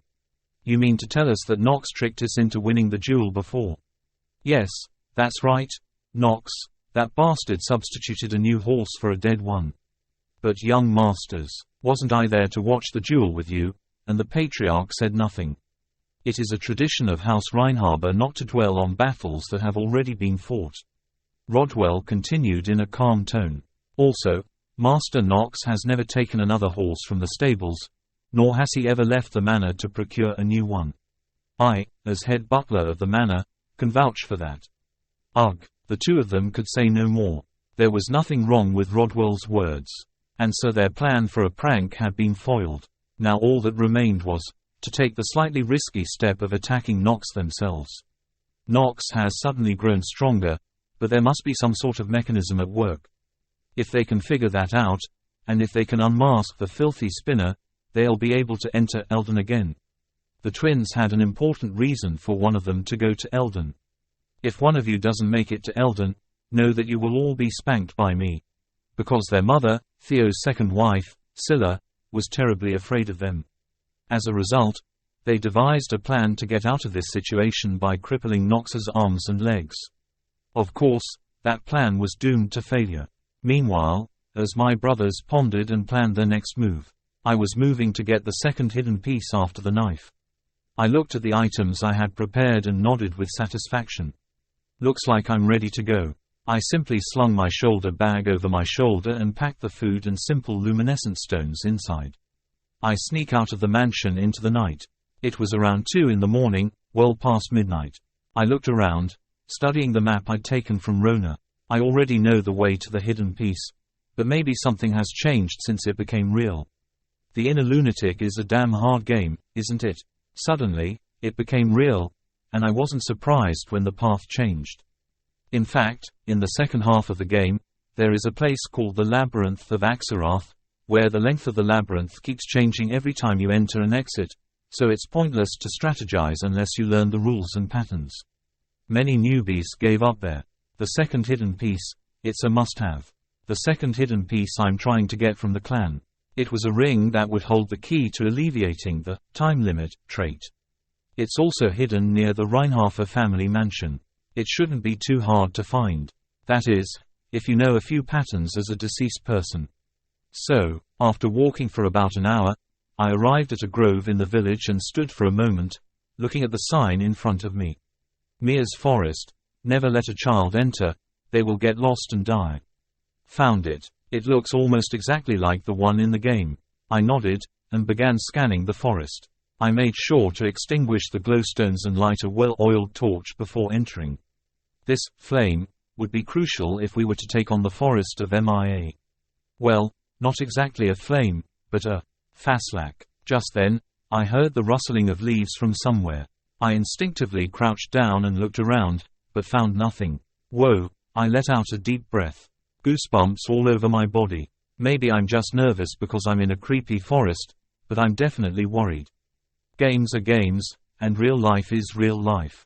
They're not the same. I took another look at my surroundings before stepping inside, took a deep breath, and slowly began to walk into Mia's forest. A pure white mist enveloped my body. Enter Mia's forest. Players will die here if they fail to clear. Players will die here if they fail to clear.